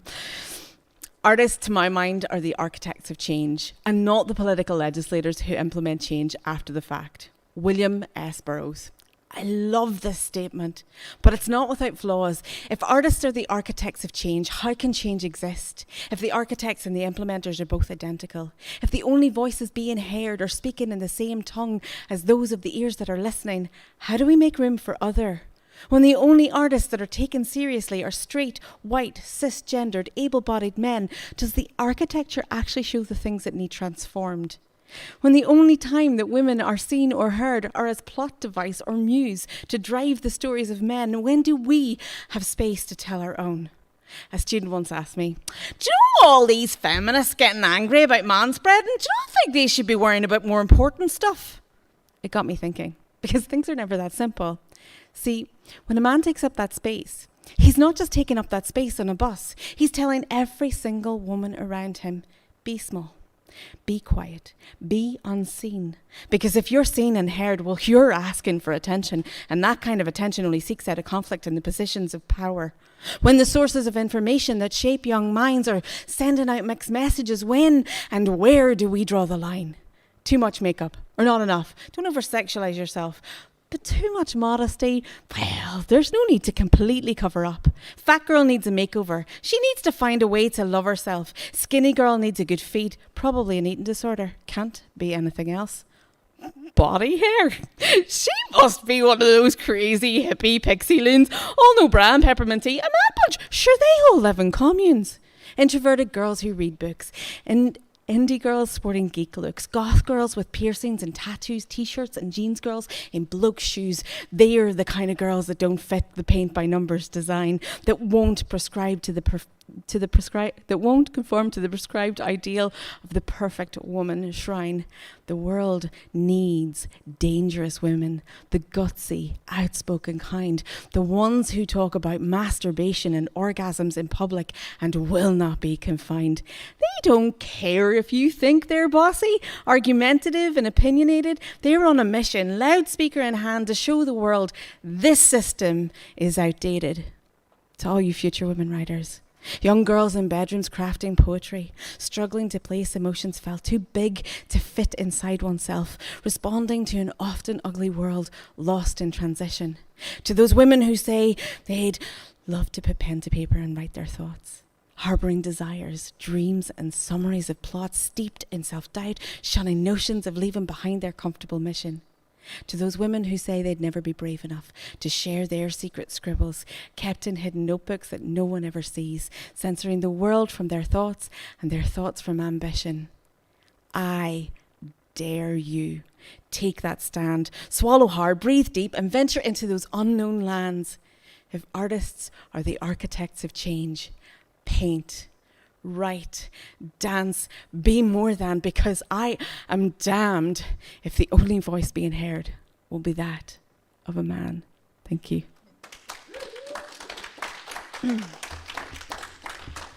It's a good intro. Okay, so this piece, I struggle with OCD, and this piece was written to detail sort of those struggles. It's called Conversations with Brain. It's 3 a.m, and my brain has just woken me up because it wants to talk about shit that will not wait. These conversations are pretty formulaic and usually include the introduction from Brain. I was thinking.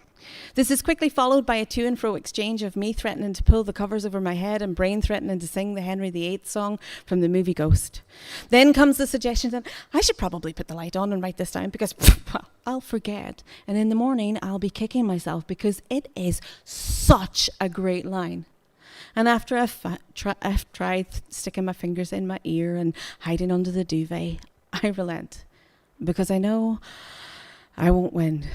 These days, it's usually about poetry. I'm getting excited because it has just worked out the exact intonation to put on the right word that will not only change how I present the poem, but my entire understanding of what I've written.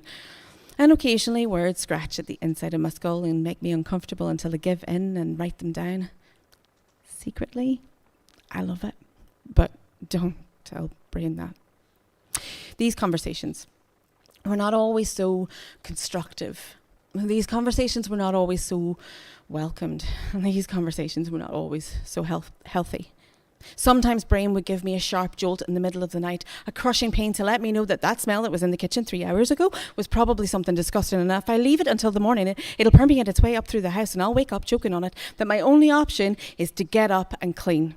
Sometimes it would scream as I tried to remain calm in the front seat of a taxi, going the wrong way, high-pitched, freaking out in the back of my head because this is not our normal route home, that the taxi driver is taking away all of my control, that I am completely helpless, that the taxi driver is deliberately fucking with me.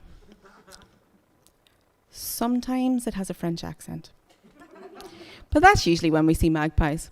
And whilst we try hard to convince each other that we're not superstitious because that's just stupid, we know that if we don't say, Bonjour, Monsieur Magpie, où est ta femme aujourd'hui? We'll look back later that night at the disaster that happened and we'll convince ourselves that it was the magpie's fault. And then there was that one time. I say one time, it was more like 6 times, when we talked for months about our own mortality and how high up we'd need to be to fall and not survive.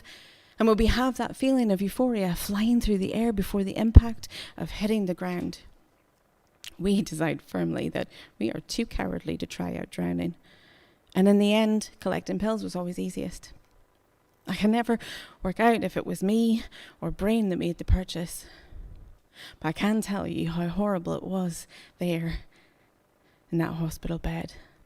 The silence, stuck on a drip, not talking to each other because we couldn't work out who was to blame. And sometimes these conversations, even about the bad stuff, haven't always been so bad, and I'm glad the brain has an element of rationale to talk me down. I do not cope too well with emotions, and brain is now used to my little ways.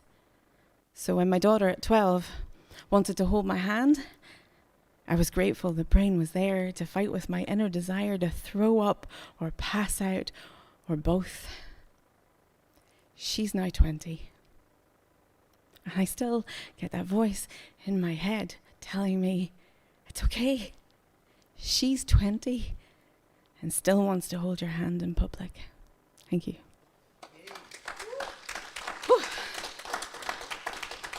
Okay, so given that the sound man is also my lover and is wonderful and has been working flat out, he's also my code monkey, and has been working flat out for me for the last, I don't know, how long? Well, anyway, we haven't had any sleep for days, nearly 4 years. Thank you. We haven't had any sleep for days, but this one will make him squirm, so I'm doing it. It's called Kissing You. Ever think about the magic stuff that happens when 2 people come together and kiss? It's a whole crazy field of neuroreceptors firing off and chemicals being released, not to mention the smells and the tastes, the intricacies of how we learn about each other. A kiss, it's never just a kiss. It's the soft embrace of days not seen, the intake of breath, the pause, mouth dry, but I want to mouth dry, throat tight, but I want to swallow. Suspended heartbeat, time stops, fingertips that find fingertips and speak silently in their own language. It's the moment waited for after a long day, and the heat and proximity of your body next to mine, the inhale, exhale of your breath to my breath, and somehow we can sustain each other for the eternity that is those 2 or 3 minutes. It's the switch that turns off all my thoughts. Silence is the cacophony of voices that battle in my head. They're all as dumbstruck with fuzziness over you as I am. It's one of the very few things we agree unanimously on. You make us all smile. It's hands cupped on face, palms to cheek, nose to nose, and lips that find each other. Bottom brushed against top, top against bottom. Inhale, exhale, limbs. Searching for limbs, body pressed against body, seeking contact with other. Never rushed, only savoured. It's our version of, how was your day, dear? And truth be told, I'm still in shock that I have a dear to ask, that I have a you to ask, that I have a you to kiss and touch and hold, and the safest place in the whole wide world is here, in your arms. Sometimes I like to kiss you with my eyes open. I love that. I love to see the way every single muscle in your face has relaxed and all the worries that you carry there have disappeared, melted, evaporated from the warmth of us, and my kisses become mingled with smiles. I like to kiss you with my eyes open, because I love that little O shape that you make with your mouth, and I get to see if it's your hair or my hair that is flopped down and is trying to tickle my nose. I like to kiss you with my eyes open, because I still can't believe that you're here, and I don't want to miss out on a single second of seeing you. I want to commit your face to memory so I never forget how you look. I like to kiss you with my eyes open, because I love the way our souls connect. I want to let my pupils dilate to take in as much of you as I possibly can. Sometimes I like to kiss you with my eyes open, because sometimes you do too. Thank you. And I finished with one. Just given that, Mary, her app, the whole journey stuff has been exhausting, but it's been lovely. Anyway, Abby, this one was inspired by you. And it was a conversation that we had when we were working on your show. And you said to me, the line that's replaced, the refrain that's in this, sometimes the story will find you. And this is called Sometimes the Story Will Find You. I love the idea of kitchen table philosophy, the absolute wonder in women sharing their stories, creating magic, breaking bread, finding extraordinary in our seemingly mundane, claiming space to ensure our rich threads in this tapestry of life do not fade in colour, forgotten. I heard a friend say once, sometimes the story will find you. I wanted to learn the stories at the heart of Irish women. Some women I knew and loved, some I had yet to meet, and this one woman who kept appearing relentlessly on rural roads, in odd little nooks, passing cemeteries, housing estates, at the bottom of strangers' gardens, on mountain roads, in people's houses, a ghostly figure in white and blue. I heard a friend say once, sometimes the story will find you. I wanted to know what she had to say. I wanted to know her through the stories of the women of this island. Their relationships appeared inextricably linked. I heard a friend say once, sometimes the story will find you. I thought my journey began by Muckish Mountain, there in that little inlay in the road where we stopped in darkness, seatbelt off, and offered a little kiss to that lady in grey. The Bridge of Tears not far behind us. I didn't know then about all those who had to say goodbye to loved ones for the chance of a better life. Here, in the gap, a place to stop, reflect, catch breath, and pray. I heard a friend say once, sometimes the story will find you. We spent a few weeks one summer driving through Ireland, exploring places I'd never seen alone on a bus. Over and over again, there she was, in random places. Hidden shrines on dangerous road bends. Curiosity sparkled in my brain. We ventured to Galway on that mystery tour, stayed in a small cottage just outside a small town, still reeling from the countless violations perpetrated against innumerable young mothers, babies buried, lost in time. We sat in the car eating breakfast beside a rustic and ramshackle shrine, paint chipping, plastic flowers faded, weathered, conjuring ideas to explore this phenomenon further. What began as joking irreverence quickly turned to an idea that demanded more than my imagination could ever have conceived. I heard a friend say once, sometimes the story will find you. I petitioned eagerly women I knew, reached out through networks without expectation, and listened. We talked together, shared ideas and our lives, with each a new concept that shaped the next. Like devotional petitions, scribbled on tiny scraps of paper, rolled up tight and tucked in the gaps between rocks. These stories of womanhood and Mary had become discreetly out of sight. I heard a friend say once, sometimes the story will find you. Childhood memories of confusion, not whistling lest Our Lady be offended. First communion dresses, and oh, the fuss, hoping to be picked for special processions to wear it one more time, wanting to be thought somehow good enough. lofty the heights of a virgin unattainable. Then motherhood, dehumanized in submission or carrying the eternal shame of not wanting it to be the only choice.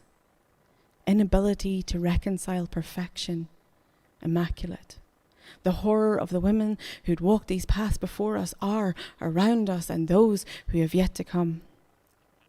I heard a friend say once, sometimes the story will find you. Devotional stories of finding strength, loving faith and comfort, adoration of this sacred feminine affinity with a relatable deity to petition in anguish and despair. These are a softer side to this male-driven religion. These stories gathered were shared through laughter, tears and anger, empathetic sorority, connected histories, redress, sought in love. I heard a friend say once, sometimes this story will find you.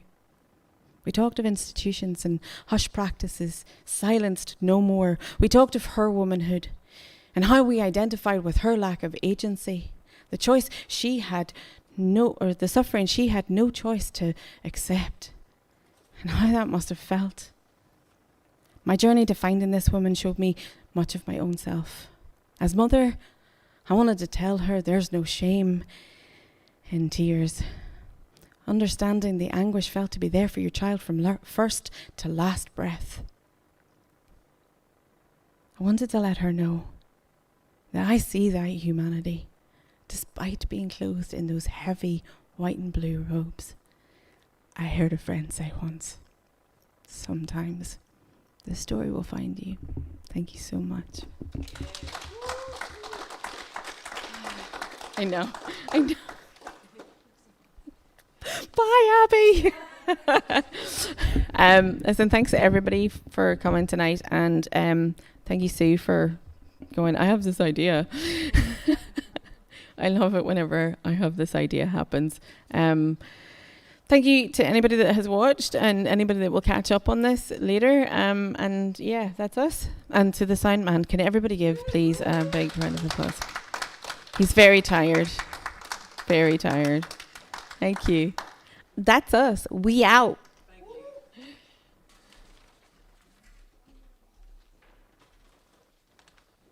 Remember, there's copies of Sue's book at the back.